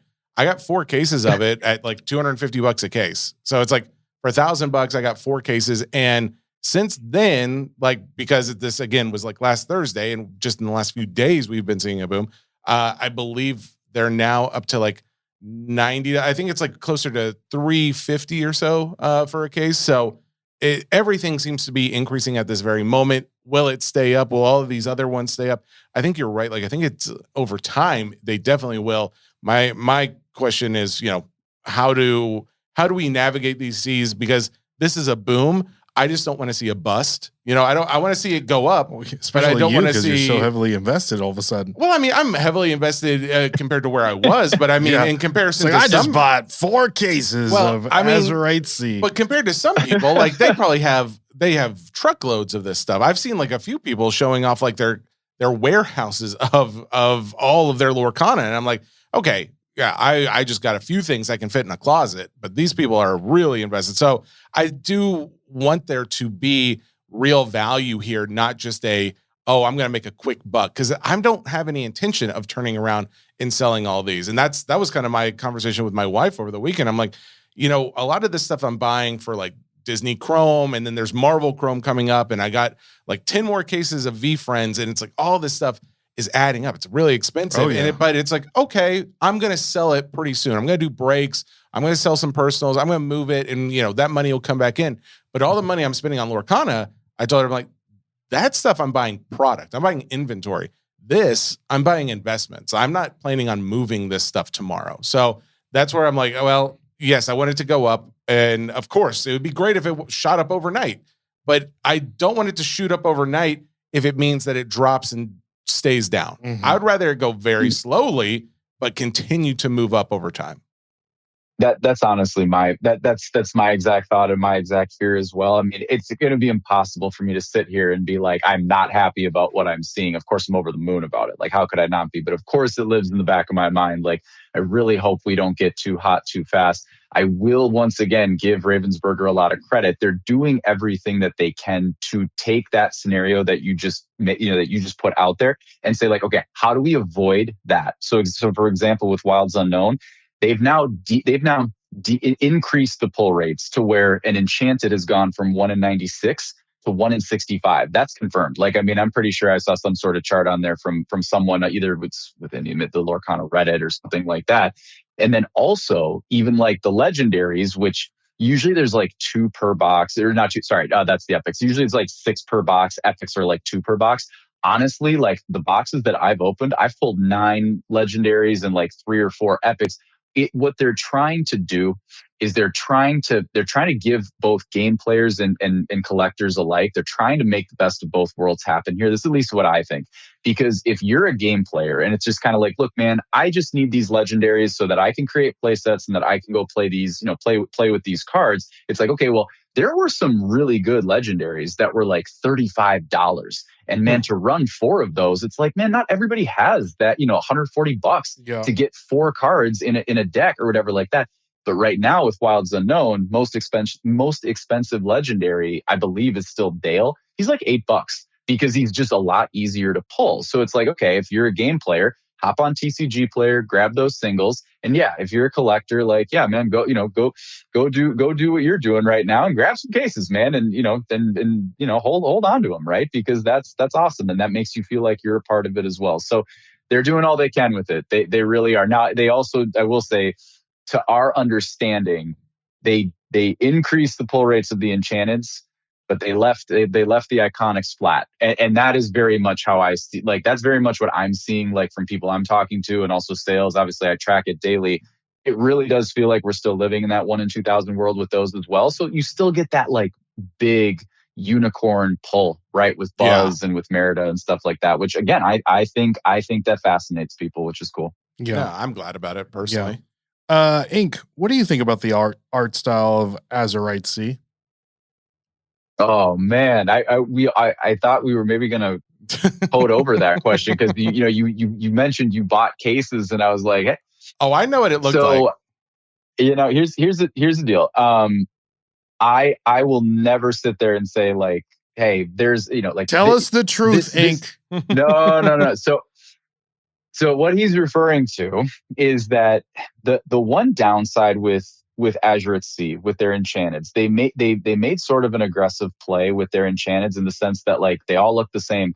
They all are very much a pirate, ship-based theme, like they're sailing the Azure at Sea or whatever. And to me, it looks like what they're trying to do, because there's no Iconics at the time. The enchanteds were the big chases. They're all gold. They all look gold and they have that enchanted foiling. And so it's almost like you're finding treasure kind of thing. Like that's kind of what they're going for with the story or whatever. The problem is that there's no diversity with how the card looks. Like if I pulled a card and my vision was like not 2020, I'd be like, what did I just pull? I can't even tell. Like, right. And so that, of course, that was a detractor for a lot of people.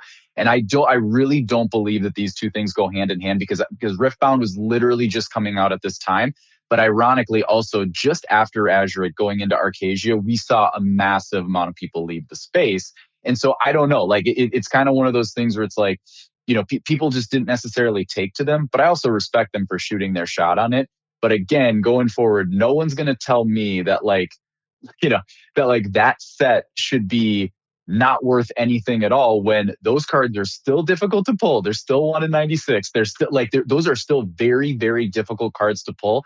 And again, if you're somebody like you guys asked me, if you're this type of person, where would you be looking? If you're that type of person, where would you be looking? If you ask me if you're a value investor and you want to be in Lorcana, where should you be looking? Azure at Sea, baby. Like, I mean, they're exactly. Like people don't like it right now, but as you two know very well, like, things come around real quick. And right about the time where someone's like, oh man, Azure, it's, popping in price. Yeah, I really want that. It's like, no, you don't. You're just FOMOing because other people want it. The best time to do it is now. And so if you're someone who wants to get in and you want product, like go for it. Seriously. Like it's like, I mean, I enjoyed ripping it. I don't know. Just to point out, I did buy it at $250 a case. It is now $375 a case. So I'm already up. Come on. But the point being too is when you look at them, the reason why you even asked that question is because when you look at it, it's like, this doesn't look like anything like the rest of these cards.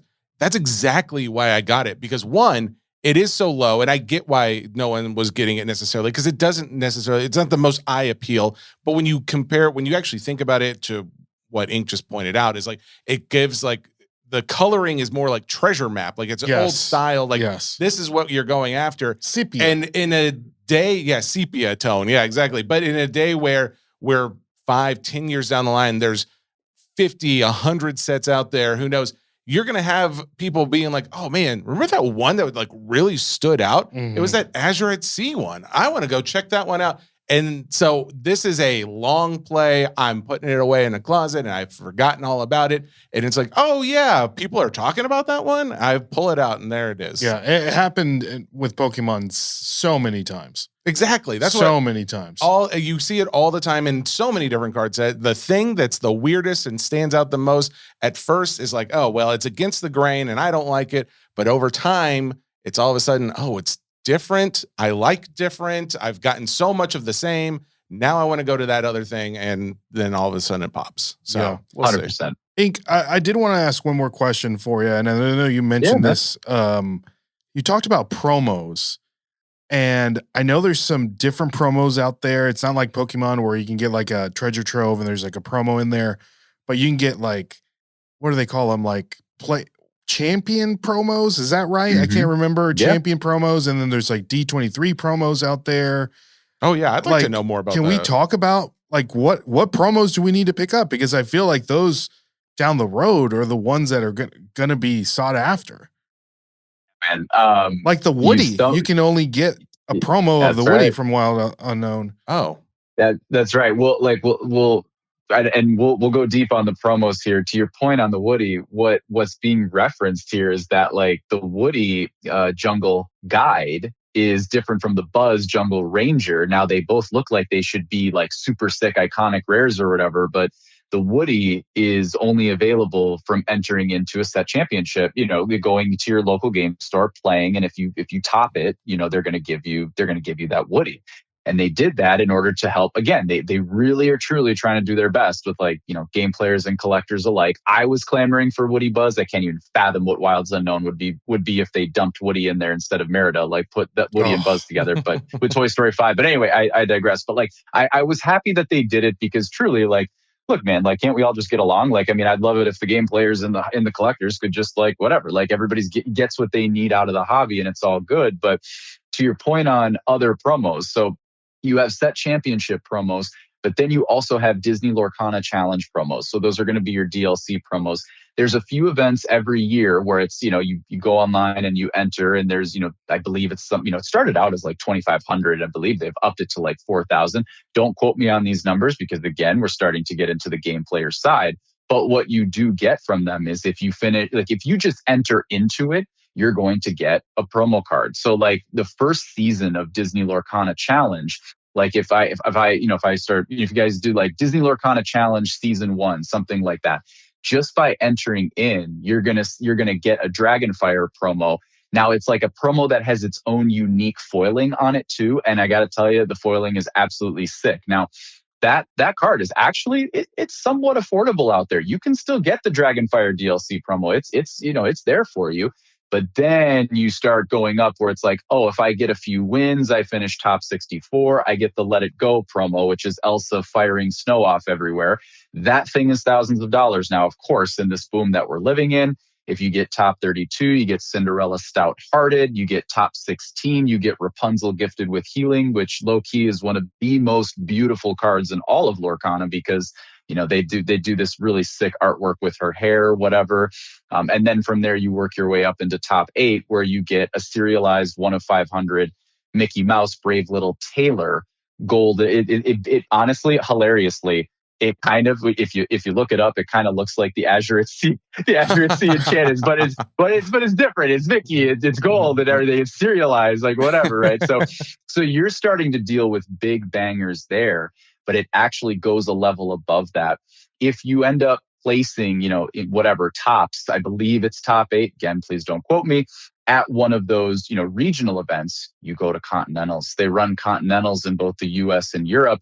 And yes, if you win, you know, like if you get invited there's an invited to the ball card that is insanely expensive. Elsa's Ice Palace, you know, you start working your way up.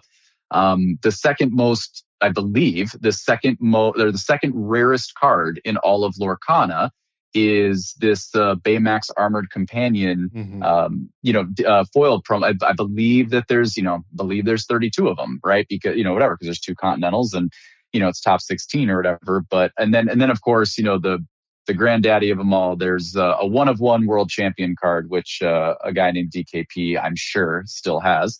Can't even fathom if he wants to change his life financially right now.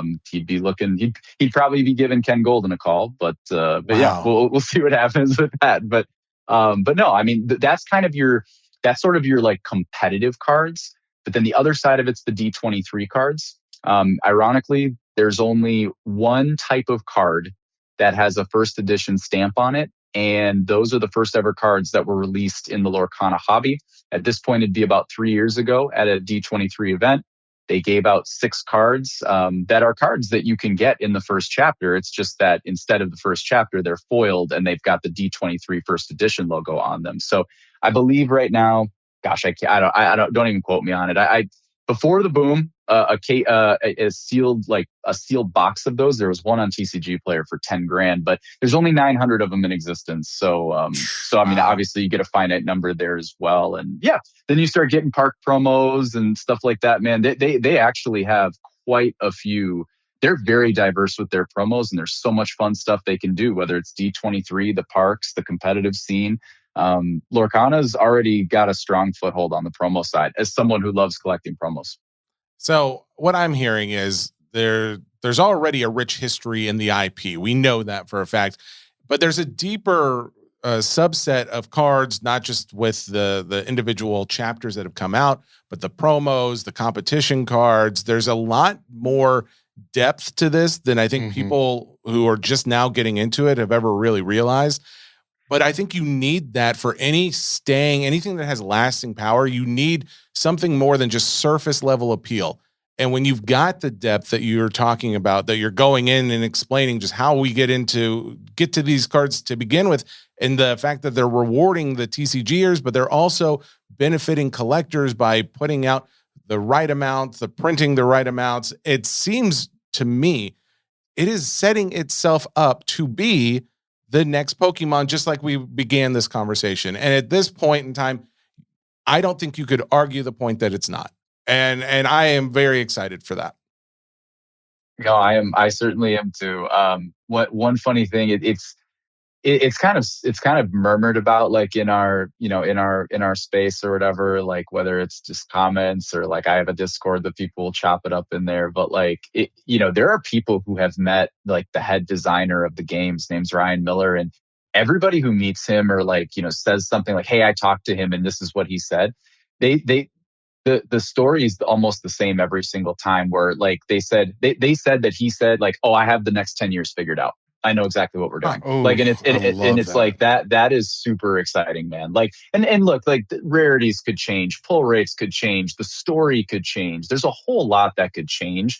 But the fact that this guy has that vision is like super, super, super exciting. And like low key, like this is a whole other topic that I won't go down the topic, but like the one thing that could also give another huge stranglehold to it that I really believe could have legs is it's like, hey man, everyone knows these characters. Everyone grew up on these characters. They have created a story like within Lorcana, the Illuminary, the Illumineers.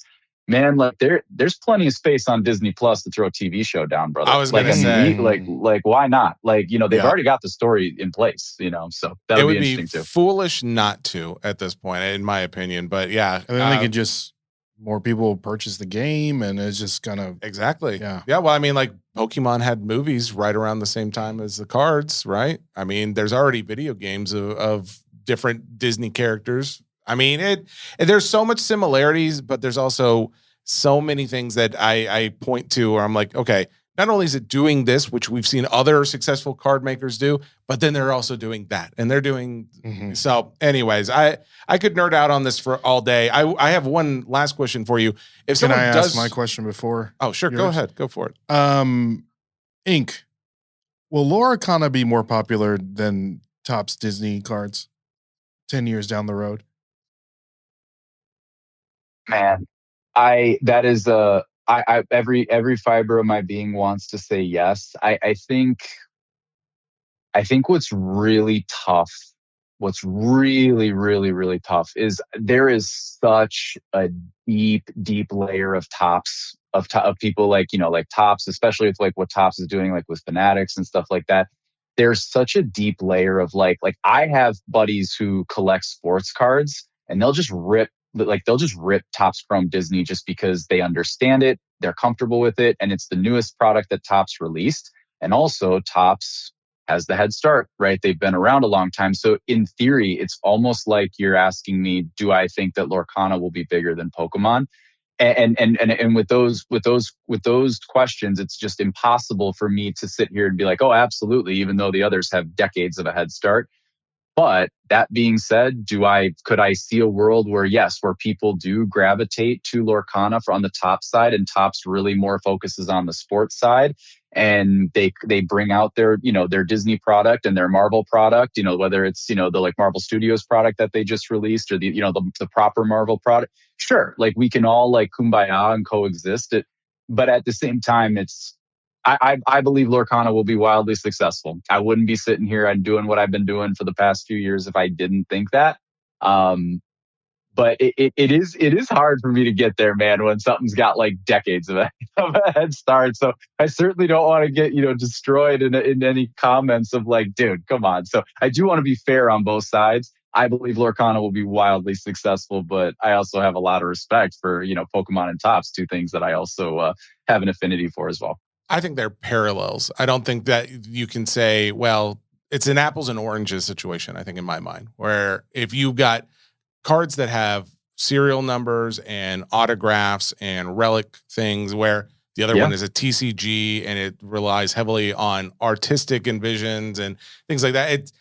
We're dealing with two different products that are satisfying maybe a lot of the same people. There's probably a Venn diagram that shows a lot of the same customer base. However, I think as they are built now, I don't know if you would say one is bigger or better than the other. Of course, you could say if you had final sales numbers, but I think it's just both of them can be successful in that space. That is my personal opinion. I agree with that. It's a great call out. Yeah, no, great call out on the auto side as well. Like, because truly, like, I mean, it matters, man. Like it matters being like, man, you have a Woody with Tom Hanks's auto. Like you have like, whoa, you have, and I don't even know if they ended up doing this. Like you have Nick Fury with Sam Jackson's auto. Like that's sick. Oh, yeah. Like, I mean, that's really cool. So oh yeah, I totally, I love your call on the apples oranges for sure. My last question was simply, if someone's going out and they are buying into any of these sets right now, do you suggest people start with the treasure troves, a booster box, individual packs, or I know there's also the pre-release boxes, which I'm not even 100% I fully understand how that's different. So where do people start if they're getting into it from the collector point of view as opposed to the TCG point of view? Yeah, I'll hit you on the pre-release kits really quick, but I mean, the pre-release kits, what's interesting is they first started here with this current set, and this current meta with Wilds Unknown. The way I understand it, is that what they're doing is they're trying to get more people to the LGSs to like play. So they are very much set up for game players because there are dice in there, but the difference of like that versus like a starter set or something like that, you get 6 packs in them, which is pretty interesting. There's also a lot of like, there's a huge conspiracy theory out there that they juiced those pre-release boxes to oblivion because they wanted people who went there to get very excited. Like, well, obviously, like you guys go dig in on your side of things, but like you go look up those pre-release cases, compare that to a Wilds Unknown case, and it's close, man. And it's very, very close. And I mean, again, I'll just be honest. Like I've made content on my YouTube channel, and we opened up a few of them, and I opened, I think, 3 or 4 of them, and I pulled multiple enchanteds. And so it's kind of like that. That's, I get it's a 1 in 65 now, not a 1 in 96, but still, I probably should not have pulled 2 enchanteds, if I'm being honest with you, and there's a lot of stories going on like that. But anyway, I would say if you're first starting out, I definitely think the troves are a great place to start. Look, you have a lot of avenues with the troves. Like you have you can keep them sealed and it's a great collector's item. B, if you ever want to get into the game and open it, they have dice, they have lore counters, they have 8 packs. Like they have things in there for you. And also it's kind of like you look at Fabled, like, yes, the booster box, I'm just giving one example. Yes, you look at the booster box is going insane at $800 something. Hey man, the Fabled Troves are going for like low, like 320 right now on TCG Player, I think. So once again, 8 in a Trove, 24 in a booster box. Technically those Troves, if there were 24 packs in them times 3, that should be more than what a booster box is going for. And the other key thing with the Troves that I would say, and we're seeing this on the Fabled side, like why are the Troves selling at such a high premium right now?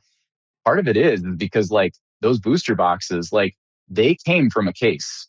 And if you sell an individual booster box, like that is broken apart from a case, it's kind of like, man, it's very possible that someone on an eBay or a TCG Player, they opened the case, they pulled their enchanted, and they're selling the box. And like, that's all fair play.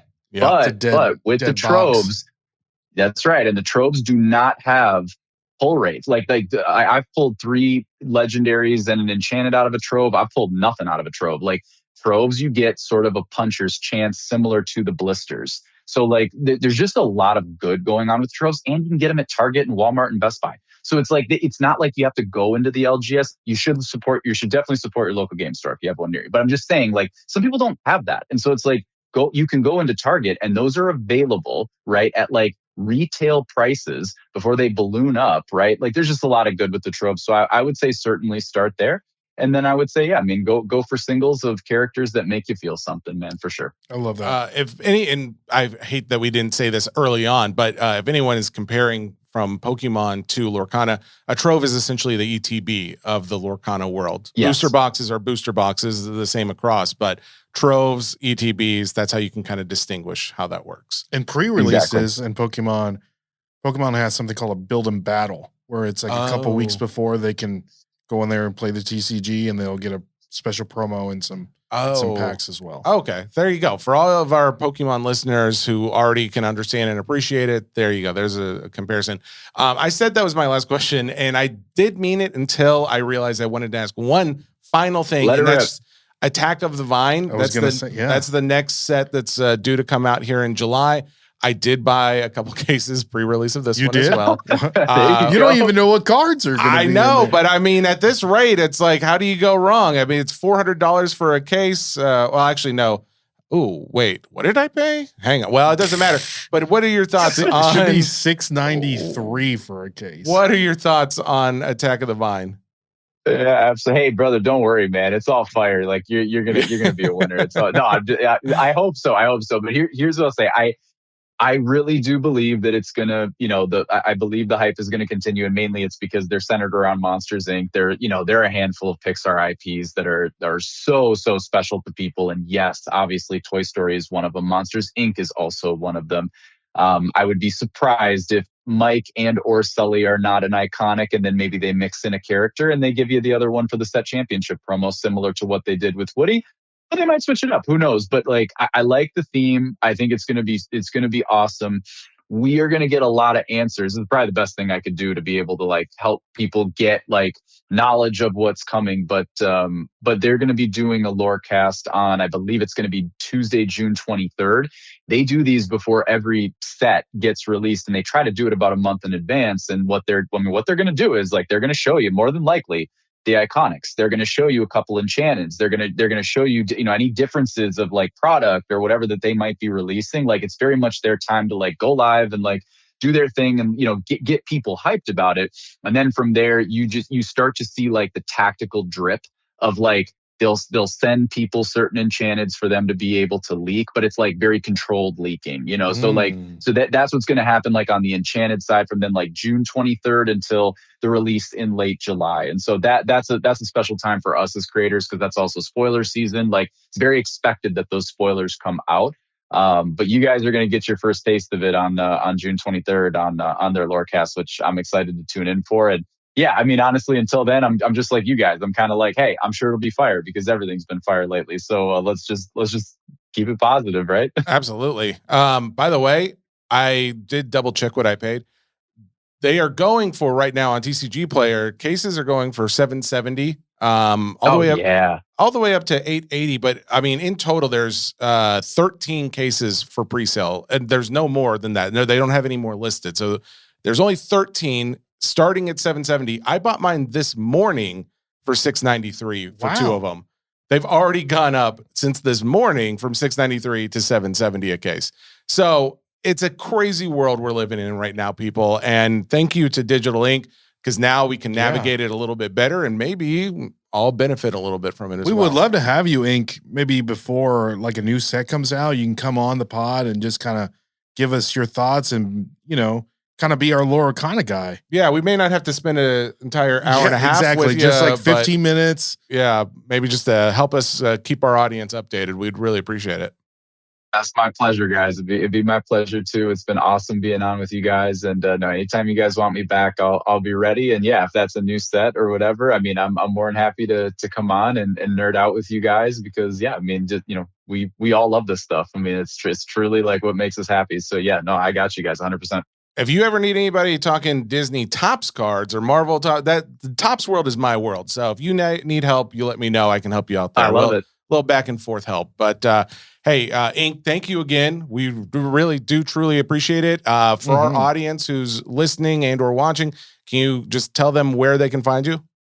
Yeah, yeah, absolutely. The main hub is our Digital Ink channel. It's at Digital Inkwell. And yeah, you'll end up seeing my picture pop up there. And yeah, within there, I mean, look, if y'all ever feel like you need a space to just go in and chop it up with people, like people who are truly enjoying collecting the hobby, we got about 1,200-ish people in our Discord as well. People like showing off weekly stuff that they've been pulling, stuff that they've been buying. There's people asking questions in there like, is this a good price for that, especially with what's going on in today's market. So like, get in there, man, and just like it is a super, super open, friendly space. Everybody's just trying to help everybody in there. It's awesome. So go hit us up over there. That's huge. Awesome. Thank you, Inc. We really do appreciate it, man. And until next time, wishing you all the best in this Disney universe we're in. All right, guys, take care. See ya. And we're back. We're back, baby. Was Digital Ink. Here, I'm going to go ahead and let everybody know now, if you were ever questioning, there was some recording difficulties with all of that. Riverside was throwing all kinds of issues, so we didn't actually get it on there. The plan was like, okay, well, we're going to do this where I call, it's on the phone, and we're going to also record on his side, just locally. He's going to record video, audio on his side, but this way we can have a conversation without it having to worry about streaming. I am now concerned that we didn't get any of his video audio recorded on his side. However, we do have the audio. We do have the audio. So we got that at least. So hopefully, if nothing else, if you see a clip or whatever else of this, a YouTube video, if you can't see Digital Ink's beautiful face, go check him out on YouTube. And in the meantime, at least you can hear all of his great advice. So. Yeah. Yeah. What'd you think about all the information that was Dude, I'm even higher on it than I was. Yeah. I mean, I am pumped. And I am also even more irritated than I was because as I went through and I saw, like, oh, this is what I paid for that case this morning. I started scrolling through. One of my orders for 4 cases of Wilds Unknown got canceled because they saw the prices. And this was the most sketchy one I had because all the other ones I was ordering from, they had like, multiple cases, or they'd had multiple sales. This one only had like a handful of sales, and they're from Anchorage, Alaska. They uploaded a tracking number after like everybody else had uploaded their tracking numbers when I had purchased, and then this one was like Sunday, still no tracking number. So I messaged, I was like, hey, no tracking number. Can I get it? Can I get that? They uploaded a tracking number that was from like a week ago that showed already delivered. Oh. And so it's just like, oh, and now I'm getting like TCG players saying, your package has been delivered. Please rate this. And I'm just like, oh, no. Nope. No, it wasn't. And so I messaged again, and I'm like, please tell me you're not trying to scam me. Like I messaged the seller, and now I'm seeing, oh, well, it looks like TCG player just stepped in and refunded me. Oh, that's at least that happened. Yeah, I mean, I got refunded. But you didn't get your cases. I'd rather have had my cases. Yeah. So that's. Oh man, that's a bummer, dude. So I guess I'm only getting 5 of the Wilds Unknown cases, not 9 of them. So cool. You know what I found out about the interview that we just had with Ink? Tell me something that I love and I hate about you. Oh god. Okay, good.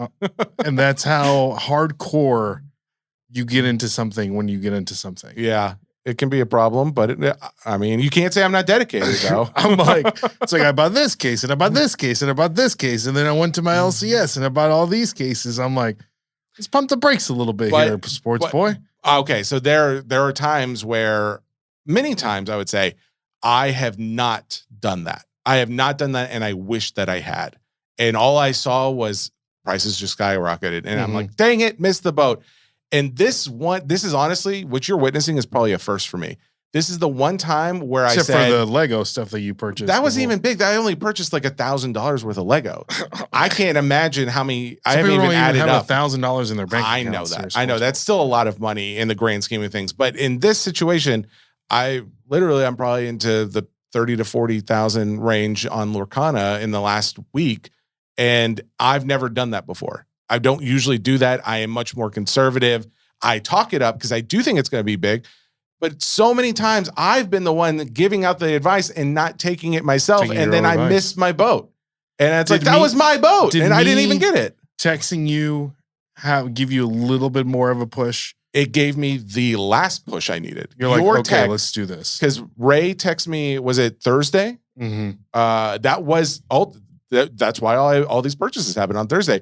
You text me a screenshot of the PSA 10 Buzz from Wilds Unknown selling for, well, it showed like 20,000, but like it was actually an offer accepted. Those were all like $16,000 sales, but it was multiple sales. And I saw that and I was just like, that's all I needed. Cause I'd already been looking. I already knew. And all of these facts that we just talked about were already floating in my head. And I'm like, done. This is going to be it. And worst case scenario, I'm hopefully just going to break even, maybe lose a little. But I don't think you will, because that card alone, now people are going to want to chase that card. And that set, Wilds Unknown, is so, right now, the prices are they are so undervalued right now. Well, that's what I mean. Like at that time, I thought, well, worst case scenario, I may break even or lose a little bit of money. But now, a few days later, I'm like, I don't think I'm going to. I think I'm going to make something on this. And again, my intention is not to just flip this tomorrow as soon as I get the case. My intention is I'm going to hold this for a while, because everything we just talked about just solidified. If anything, that conversation was solidifying the length of time I will be holding this, as opposed to whether or not I made a good investment. I think I already made a good investment. Mm-hmm. It's just, can I make an even better one by holding it longer? So that's what that conversation did for me. How about you? What are your thoughts? Oh, bro. I love Laura, like just the artwork and what they did with the iconics and finally putting like a full art on the cards. I mean, they're great. The cards are so great. And that Fabled set, I mean, with the Goofy movie stuff in there and the the mini eye-to-eye card. Oh, man. Like the eye-to-eye card, I kid you not. I love all the other ones and I appreciate their value. But eye-to-eye with Goofy, Max, and Powerline on there, dude, I need that card. Yeah. I need it and I want it. You know, the Nationals, the Nash Annul is this weekend. I know. So I'm planning on going up there and maybe are you? seeing if I can buy some Lorcana. Hopefully there's somebody there selling it. You think they'll be, but they're going to have those prices jacked up. We'll see. Maybe there's somebody that doesn't know what they have. Actually, now that I'm looking, is the eye-to-eye card in Fabled or it's is it in Fabled? Set? No, it's in Fabled. Powerline's in there. I saw Powerline. I saw Max. Yeah, eye-to-eye. The eye-to-eye is on there. Now that I'm looking, I just can't find. Oh, there it is. Oh, because I wasn't looking high enough on the highest sales one. Yeah, that card goes for $900 right now. I just want to let everybody know what this Fabled set has. Oh, so that's one thing we never talked about. Is just how many cards there are that are valuable. Great cards. We only talked about the $10,000 Mickey and like the who knows what the mini is, because there's not any currently listed. Yeah, exactly. There's a Winnie the Pooh, the Honey Wizard, which is an enchanted $900 currently. The Ariel Adventurous Collector, which is another enchanted, $1,500 currently. The Dumbo, Ninth Wonder of the Universe, enchanted, $1,200 currently. The Eye-to-Eye enchanted, $900. The Steamboat Mickey enchanted, $450. That's actually but still, lower, this is an amazing looking card. Yep. Circle of Life enchanted, $800. Hades, $440. Bell, $550. Scar, $230. Beast, $320. And you have Powerline, World's Greatest Rock Star, $350. Max Goof, $540. And you still have Jasmine. You still have Genie. You still have Mulan. You still have Cruella Pongo. DeVille, Pongo. Yeah, that's just all on the first page. You have to go to the next page where you have Lilo at $220. I kid you not. I think this Fabled one, that's why I spent, on average, when you average in taxes and shipping, I spent $8,000 on my two cases, which I think is still actually pretty good. $4,000 a piece is not bad when right now those cases are now, they're now $5,000.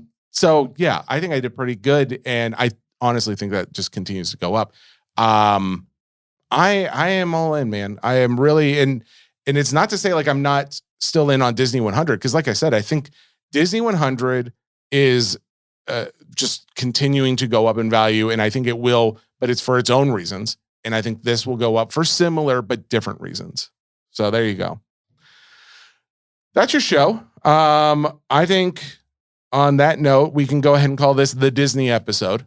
I think if anything deserves that connotation, it's this one. And going forward, we'll continue to talk about everything else because we got Marvel coming out soon.